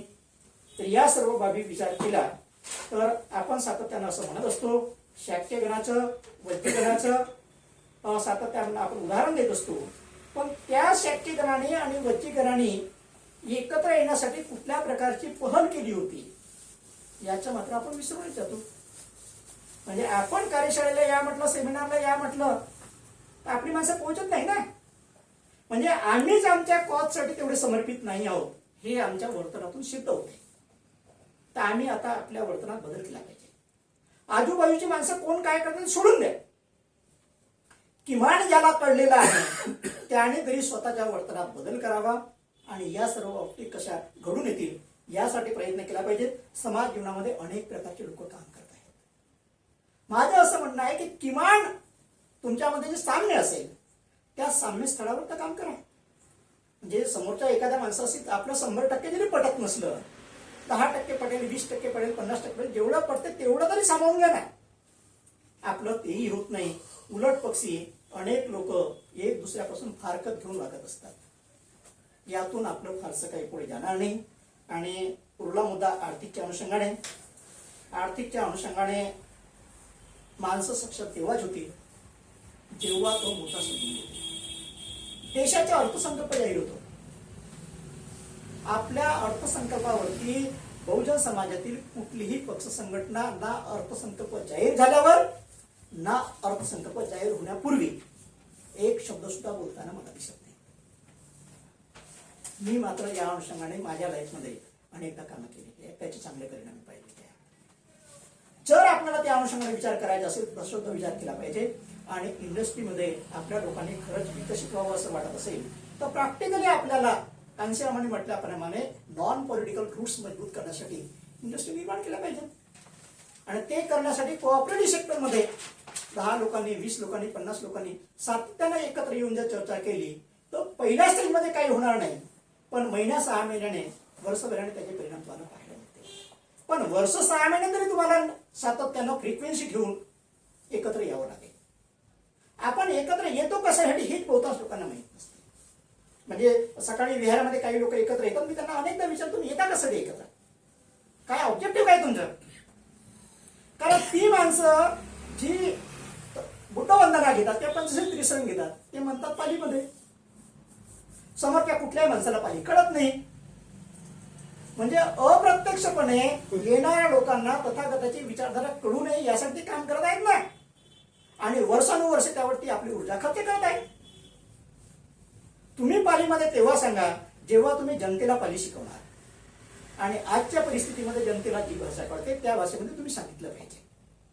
पंचशील त्रिसंगाला गाथेला आपला विरोध नाही आहे, पण ती गाथा लोकांनी कळावी अशा भाषेमध्ये सांगितलं पाहिजे. आणि त्या अनुषंगाने रिझल्ट यावे असं जर वाटत असेल तर काय केलं पाहिजे याचा कृती कार्यक्रम आखला पाहिजे, यासाठी विहार चर्चा झाली पाहिजे. असं काय करत नाहीत ते. आणि अनेक ठिकाणी तर अनेक लोकांनी विहार कब्जे केलेले आहेत. या कब्जेधारी लोकांच्या ताब्यातून ही विहार मुक्त करण्यासाठी काही लोकांनी प्रयत्न केले पाहिजे. तर मग आपल्याला जी काही शासनकर्ती जमात व्हायची आहे त्या अनुषंगानं जनतेचे जनमत तयार करू शकलो तर मग हे शक्य आहे. अन्यथा जनतेचं जनमत न तयार करता या गोष्टी होतील असं मुळीच म्हणता येणार नाही. तर या अनुषंगाने फार विस्तृतपणे मी सांगण्याचा प्रयत्न केलेला आहे, वेळ फार झालेला आहे. तरी या जो विषय आपण डिझाईन केला होता त्या विषयाच्या अनुषंगाने हे सर्व मी विशेषांक देत आहे. त्या विशेषांकामध्ये आपण जो विषय डिझाईन केला त्या विषयाचं सविस्तर विश्लेषण आहे की नेमकं बाबासाहेबांनी काय म्हटलेलं आहे त्याच्यात. तर तो लेख तुम्ही समजून घ्यावा ही एक अपेक्षा आहे. आणि त्या विषयावरती पुनश्च कार्यशाळा होणे आवश्यक आहे. आपणाला जेव्हा केव्हा वेळ असेल तेव्हा आपण यावं आणि प्रत्येक रविवारी 3 ते 6 या वेळेत पेठेनगरला मी फुले शाहू आंबेडकर स्टडी सर्कलच्या अनुषंगाने जी वर्कशॉप घेतो, कार्यशाळा घेतो, त्या कार्यशाळेला आपण सर्वांनी मित्रपरिवारासह उपस्थित राहावे. किंवा तुमच्याकडून तिथे येणं शक्य नसेल तर तुम्ही राहत असलेल्या परिसरामध्ये आयोजित करा, आम्ही तिकडे यायला तयार आहोत. आणि अशी बोलणारी शेकडो माणसं आपण जर समाजात निर्माण करू शकलो तर येणाऱ्या काळामध्ये आपल्याला हव्या त्या प्रकारचे रिझल्ट पाहायला मिळतील. अन्यथा मोजकेच लोक बोलत राहिले तर त्याचे फारसे रिझल्ट पाहायला मिळणार नाहीत. कारण समाजामध्ये लोकांना नीट समजावून सांगणाऱ्या लोकांची नितांत आवश्यकता आहे. त्याचे प्रमाण आपल्या समाजामध्ये नसल्यासारखे आहे. आणि या अनुषंगाने मीडियाच्या अनुषंगाने आपण प्रयत्न केला पाहिजे. हे जे मी विशेषांक तुमच्याकडे दिलेला आहे हा अंक औरंगाबाद शहरामध्ये आपण सुरू करण्याच्या प्रयत्नात आहोत. तुमच्या संपर्कातील इतर लोकांनाही त्याचे वाचक बनवण्यासाठी आपण प्रयत्न केला पाहिजे. सध्या आपला कुठलेही वर्तमान असून नसल्यासारखे आहे किंवा जे काही वर्तमानपत्र आहे ते कॉम्प्युटरमध्ये आहे, समाजामध्ये जात नाही. तर समाजामध्ये जाण्यासाठी हे एक वर्तमानपत्र आहे, हे वर्तमानपत्र अशा प्रकारचं आहे की यांचा प्रकाशित होणारा प्रत्येक दिवसाचा अंक हा एक विशेषांकच असतो. आपण 14 एप्रिल आणि 6 डिसेंबरला विशेषांक काढतात अनेक लोक, तर यांचा प्रत्येक दिवसाचा अंक हा विशेषांकच असतो. तर त्याला सुद्धा स्थापित करण्यासाठी आपण सर्वांनी सहकार्य करावं अशी अपील करतो. आणि आपण पुढच्या वर्षातल्या रविवारी भेटू अशी मी आशा बाळगतो. आणि मी माझ्या वारीला विराम देतोय. जय भीम, नमो बुद्धाय.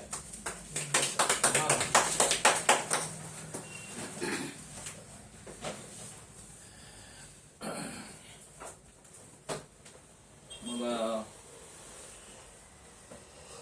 गौतम बुद्ध,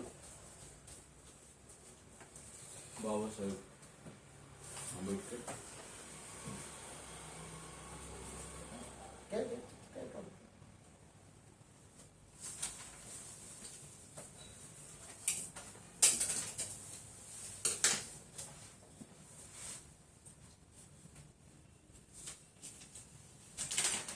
भगवान गौतम बुद्ध, डॉक्टर बाबासाहेब आंबेडकर, महात्मा फुले यांच्या प्रतिमेस अभिवादन करून आज सर्वांनीच खूप छान पद्धतीने आपलं आपले मनोगत व्यक्त केले. खूप कन्स्ट्रक्टिव्ह डिस्कशन झालं. अध्यक्ष भाषणात मला ह्याचं थोडस कन्क्लुडिव्ह बोलणं गरजेचं आहे. तर ॲडव्होकेट राम टेके साहेबांनी विचार व्यक्त केले की कॉन्स्टिट्यूशन ज्या मॉरॅलिटीज आहेत त्या मॉरॅलिटीज जर डेव्हलप झाल्या तर आपली डेमोक्रेसी टिकून राहू शकते. आपल्या डेमोक्रेसीला सस्टेन करणं हे आपलं पहिलं कर्तव्य आहे आणि ह्या कर्तव्याला पूर्ण करण्यासाठी आपण काय काय केलं पाहिजे हा विषय घेऊन आपण पुढं ज्यावेळेस आपण पुढे डिस्कशन करीत होतो त्यावेळेस ॲडव्होकेट दत्ता ढोबळे साहेबांनी, कारण ह्या विषयामध्ये प्रिअम्बल हा विषय महत्वाचा येतोय की मॉरॅलिटी म्हणजे काय, तर समता, बंधुता, स्वातंत्र्य, न्याय ह्या गोष्टी जर प्रॅक्टिकली इम्प्लिमेंट झाल्या तरच आपल्याला कॉन्स्टिट्यूशन मॉरॅलिटी येऊ शकते. मग ह्या गोष्टी येण्यासाठी ॲडव्होकेट ढोबळे साहेबांनी मार्ग सांगितला की आपल्याला संघर्ष करावा लागेल, शिकावं लागेल, संघटित व्हावं लागेल, तर हा मार्ग आपण पुढे चालू शकतो.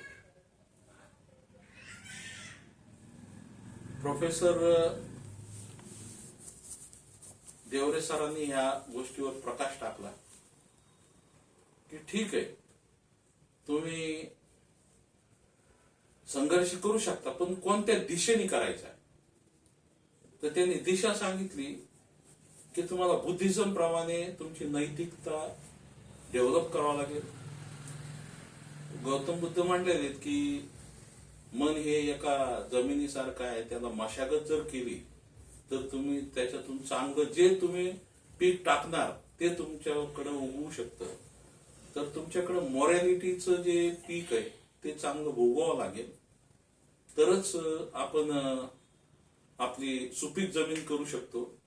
आणि सुपीक जमिनीतून आपल्याला प्रोडक्टिव्ह किंवा आपल्याला जे धान्य पाहिजे, आपल्याला जे आउटपुट पाहिजे ते मिळू शकतं.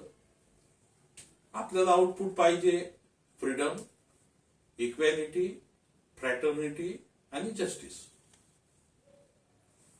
इंजिनियर खोब्रागडे साहेबांनी आणखी याच्यामध्ये प्रकाश टाकला आणि त्यांनी उदाहरण दाखल दिलं की असमानता काय.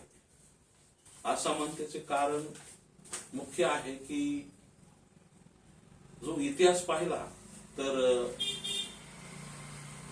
शिकलेले लोक अप्पर कास्टचे होते, त्यांच्याकडे विद्या होती, त्यांच्याकडे प्रॉपर्टी होती आणि म्हणून जसेच ब्रिटिशर्स गेले ते हँडओव्हर केलं त्यांनी श्रीमंत लोकांकडे, जे आणखी श्रीमंत झाले.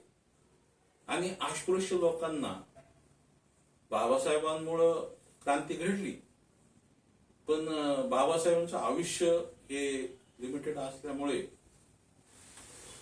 जी क्रांती आणखी पुढं कंटिन्यू व्हायला पाहिजे होती त्याला आणखी वेग यायला पाहिजे होता, तो येत नसल्यामुळे आता ही चर्चा आपण करतोय. आपले क्रांती दलाचे प्रमुख आणि चर्मकार संघटनेचे औरंगाबादचे अध्यक्ष संजय बनसोड साहेबांनी खूप छान बोलले की आपल्याला कृती करावं लागेल. जेही आपण आता हे डिसाईड करतोय त्याच्यामध्ये कृती करावं लागेल आणि आपल्याला प्रपोजल तयार करावं लागेल. आपण काही गोष्टीला अपोज करतोय पण आपल्याकडे प्रपोजल पाहिजे कांशीरामने सांगितल्याप्रमाणे. आणि प्रपोजल काय आहे ते आपण आजच्या मीटिंग मध्ये ठरवू शकतो. पाटील साहेबांनी जे इंजिनियर आहेत आणि त्यांनी लोकशाहीवर बोलले, रक्तपात न होता अशा प्रकारे बाबासाहेबांनी क्रांती करून घेतली. कारण आपण त्यांचेच लेकरं असल्यामुळे आपल्याला सुद्धा तोच वारसा पुढे करावा लागेल की रक्तपात न होता चर्चे डेमोक्रेटिक पद्धतीने चर्चा करून आपल्याला प्रत्येक डिस्प्यूट कसा सॉल्व्ह करता येईल आणि चर्चेअंती आपण कसं डेमोक्रेटिक पद्धतीने आपण वर्क कल्चर करू, ह्या पद्धतीने सिस्टम तुम्ही सुरू करू शकता. आपले प्रमुख वक्ते मेश्राम साहेबांनी तर सगळ्यांचा आढावा घेतलाच आहे, पण त्यांनी पंचसूत्र सांगितलं, ज्याच्यामध्ये शिका, संघटित व्हा, संघर्ष करा आणि संघर्ष करून पुन्हा होपफुल राहा, फेथफुल राहा, ह्यावर त्यांनी भर दिला. प्रत्येकाने आपले जे मत सांगितले ह्या मतांना मी ऍग्री करतो. खूप छान कन्स्ट्रक्टिव्ह डिस्कशन झालं. माझंही मत 1 मिनिट सांगतो. बाबासाहेबांनी त्यांचं संघर्ष सुरू केला ब्युरो कमिशन पासून, जे 1919-20 ब्रिटिशांसाठी त्यांनी एक सबमिशन केलं, ज्याच्यामध्ये पहिल्यांदा त्यांनी इक्वॅलिटीवर बोलले. नंतर सायमन कमिशन साठी त्यांनी सबमिशन दिलं. नंतर राऊंड टेबल कॉन्फरन्स मध्ये त्यांनी सबमिशन दिले. साऊथ ब्युरो कमिशन मध्ये त्यांनी पहिलं सबमिशन जे सुरुवात केलं त्याच्यामध्ये इक्वॅलिटी, फ्रीडम, जस्टिस ह्याच मुद्द्यावर त्यांनी फोकसिंग करून 1935चा जो इंडिया ऍक्ट तयार केला त्याच्यामध्ये बाबासाहेबांचं सिंहाचा वाटा होता आणि ज्याच्यामध्ये मॅक्सिमम त्यांनी अस्पृश्यांना कसे हक्क भेटतील याच्यासाठी संघर्ष केला.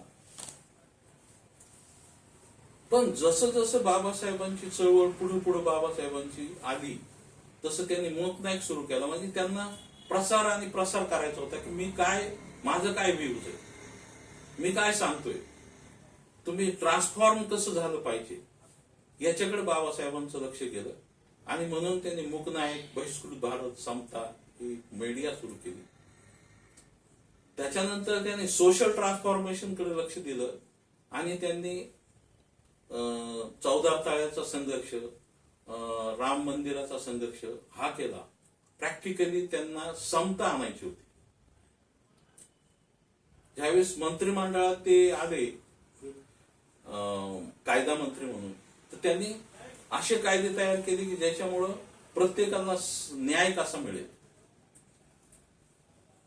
ह्या सगळ्या गोष्टी आपण ज्यावेळेस पाहतो त्यावेळेस त्यांनी कॉन्स्टिट्यूशन मध्ये तर त्यांनी ह्या सगळ्यांचं सारच आणला की मॅक्सिमम आपण कसं सगळ्यांची इक्वॅलिटी करू, सगळ्यांची मैत्रीभाव कसा निर्माण होईल, कॉन्स्टिट्यूशन मध्ये त्यांनी सारच दिला. पण हिंदू कोड बिलामध्ये त्यांचं असं म्हणणं आहे की मी कॉन्स्टिट्यूशन पेक्षा महत्वाचं एक बिल देतोय ज्याच्याद्वारे मी जेंडर डिस्क्रिमिनेशन कमी करतोय, जे म्हणजे हिंदू कोड बिल, ज्याच्यामुळे त्यांना राजीनामा द्यावा लागला. आणि त्यांनी शेवटचं एक दिशा दिलेली आहे जी म्हणजे बुद्धिझम, जी आपल्या सगळ्यांचा कन्क्लुजन होऊ शकते की बुद्धिझमद्वारे बाबासाहेबांना हे दर्शवायचंय की बाबा माझा समाज एकदम श्रीमंत होणार नाही, एकदम जे अप्पर कास्ट आहे त्यांच्या इक्वॅलंट होऊ शकणार नाही. मग मी काय केलं पाहिजे, मला शेवटचा पर्याय काय, मी ह्यांना चुकीच्या मार्गाने तर लढाई रक्तपात करून तुम्ही मोठे व्हा असं तर म्हणू शकत नाही. मग बाबासाहेबांनी ज्या धर्मामध्ये मॉरॅलिटी आहे त्या धर्माची दिशा देऊन दिली. कारण कॉन्स्टिट्यूशनचे जे मूल्य आहेत आणि बुद्धिझमचे जे मूल्य आहेत ते सेम आहे. आणि माझ्या समाजाला जर बुद्धिझमद्वारेच मी मशागत करीत राहिलो, जर मी ट्रान्सफॉर्म करीत राहिलो तर स्लो प्रोग्रेस होईल पण परमनंट प्रोग्रेस होईल. त्यांना परमनंट प्रोग्रेस करायचा होता. गौतम बुद्ध म्हणतात दुःख आहे, दुःखाचे कारण आहे, दुःखाला निवारण करता येईल. प्रत्येकाला हे लक्षात येत नाही की दुःख काय आहे तुमचं, की अनइक्वॅलिटी आहे. दुःख काय आहे, तुमची गुलामगिरी चालूच आहे. दुःख काय आहे, तुम्हाला न्याय भेटत नाही. त्याला उपाय त्यांनी सांगितलाय अष्टांगिक मार्गाचा. अष्टांगिक मार्ग काय म्हणतोय, की तुम्ही सम्यक दृष्टी ठेवा, तुम्ही सम्यक वाचा करा. सम्यक दृष्टी काय आहे, की तुम्ही वोट द्यायचा आहे. तुमच्याला वोटचा अधिकार बाबासाहेबांनी दिलाय, पण तुम्ही वोट देताना तुमचा लोभ मोह क्रोध काम वासना सुटत नाही. तुम्ही बुद्धिझम अडॉप्ट कुठे केलाय? बाबासाहेबांचा जो बुद्धिझमचा शेवटची जी दिशा होती ती अडॉप्ट कुठे केली तुम्ही? दुःख तुमचं निवारण होईल कसं? दुःखाचा मार्ग गौतम बुद्धांनी सांगितला. तुम्ही तो मार्गाचा पहिली जी सम्यक दृष्टीची जे पहिलंच कंडिशन आहे ती तुम्ही कुठं अडॉप्ट करता? सम्यक वाचा. आपण वाचा सम्यक नसल्यामुळे तर संघटित होत नाही. हा ह्याचं काळी करेल, तो त्याचं काहीतरी गुंग ह्याचं हे करेल, तो प्रत्येक जणाचा इंटरेस्ट आहे. सम्यक वाचा नाही, सम्यक व्यायाम नाही, सम्यक कर्म नाहीत, सम्यक समाधी नाही. समाधी म्हणजे तुम्ही किती तास वाचता. बाबासाहेबांनी अख्ख्या आयुष्यामध्ये कंटिन्यू अभ्यास केलेला आहे. गौतम बुद्धांनी त्यांच्या आयुष्यामध्ये कंटिन्यू अभ्यास केलेला आहे. आणि म्हणून तर आज आपल्याला ते दिशादर्शक ठरतायत. तुम्ही किती वाचता? प्रत्येक वेळी आपल्याला म्हणजे ठीक आहे, आपले वक्ते म्हणतात की पॉवरफुल व्हायला पाहिजे, पण पॉवरफुल होणं म्हणजे काय? पॉवरफुल होणं म्हणजे तुम्हाला सम्यक दृष्टी येणे. पॉवरफुल होणे म्हणजे तुमच्याजवळ सम्यक वाचा असते. पॉवरफुल होणं म्हणजे तुम्ही प्रत्येक क्षणाला तुम्ही सम्यक व्यायाम करणे. पॉवरफुल होणे म्हणजे तुमची समाधी असणे. कारण ज्या व्यक्तीला समाधी आहे त्या व्यक्तीला कोणीही पॉवरफुल माणूस ओव्हर सुपरसीड करू शकणार नाही. कारण त्याचं मन शांत आहे. शांत मनाला तो प्रज्ञावंत आणि शीलवंत असल्यामुळं, प्रज्ञावंत असल्यामुळं, करुणामय असल्यामुळं तो तुमचा गुलाम होऊ शकत नाही. तुम्ही किती प्रयत्न केला तो तुमचा गुलाम होऊ शकत नाही. तुमचं दुःख दूर झालं. तुम्हाला फक्त अष्टांगिक मार्गाला स्वतः इम्प्लिमेंट करायचं. तुम्ही स्वतःपासून सुरुवात करावं लागेल. हा संघर्ष स्वतःपासून सुरुवात करावा लागेल. तुम्ही स्वतः जोपर्यंत परफेक्ट होत नाही अष्टांगिक मार्गावर, तोपर्यंत आपण दुसऱ्याला काही सांगू शकत नाही. लोभ मोह क्रोध काम असणं तुम्हाला सोडून द्यावं लागेल. तुम्हाला अष्टांगिक मार्गाचं जर सदोदित एक्झिक्युशन तुमच्या लाईफ मध्ये प्रत्येक क्षणाला जर करेल, प्रत्येक क्षणाचं युद्ध येईल. हे असं नाही की नाही इथं मीटिंग आहे, इथं जायचंय बुद्धविहारात जाऊन तुम्ही जर तुमचं मन स्थिर नाही तर तुम्ही विहारात जाऊन काय करणार? तर तुम्हाला स्वतःचा संघर्ष स्वतःच करावा लागेल आणि तुमचं दुःख दूर होईल. तुमची इक्वॅलिटी, तुम्ही प्रेमाने राहावं लागेल ना. आज त्याच्या बदल्यातच मी कालच ढोबळे साहेबांना म्हटलो की आपण जस्टिसला बोलू आणि विमेन एम्पॉवरमेंटचा एक म्हणजे विमेन्स वर्ल्ड विमेन्स डे आहे तो साजरा करू. म्हणजे जेंडर इक्वॅलिटी कशी होईल. जेंडर एकामेकाला 50% लेडीज आहेत, 50% जेंट्स आहेत, एकामेकाला संवाद नाही. ते संवाद करण्यासाठी तुम्ही प्रयत्न करा. विमेन्स वर्ल्ड डे तुम्ही साजरा करा. दुसरं आम्ही हे रोजगारासाठी साडीचं दुकान सुरू केलं. 5 कुटुंब सुरू झाले. युट्यूब सुरू केलं. आम्ही युट्यूब ह्याच्यासाठी सुरू केलं की त्या आधारे बाबासाहेबांचं नाही जेवढं आपल्याला लक्षात येते, जेवढं समजलं ते तरी प्रसार होऊ द्या. आणि मग प्रत्येकाने जर ठरवलं तर कोणतीच गोष्ट अशक्य नाहीये. जसं देवरे सर म्हणले की नाही मला ओपनच्या लोकांनी सुद्धा मतदान केलं. जर तुमचं कॅरेक्टर चांगलं आहे तर तुम्हाला 100% यशस्वी होता येईल. माझे क्लायंट काही ब्राह्मण आहे, मी जातीवाचक नाही बोललो पाहिजे, पण ब्राह्मण आहे. कशामुळे? मी त्यांना चहा पाणी थोडं केलं.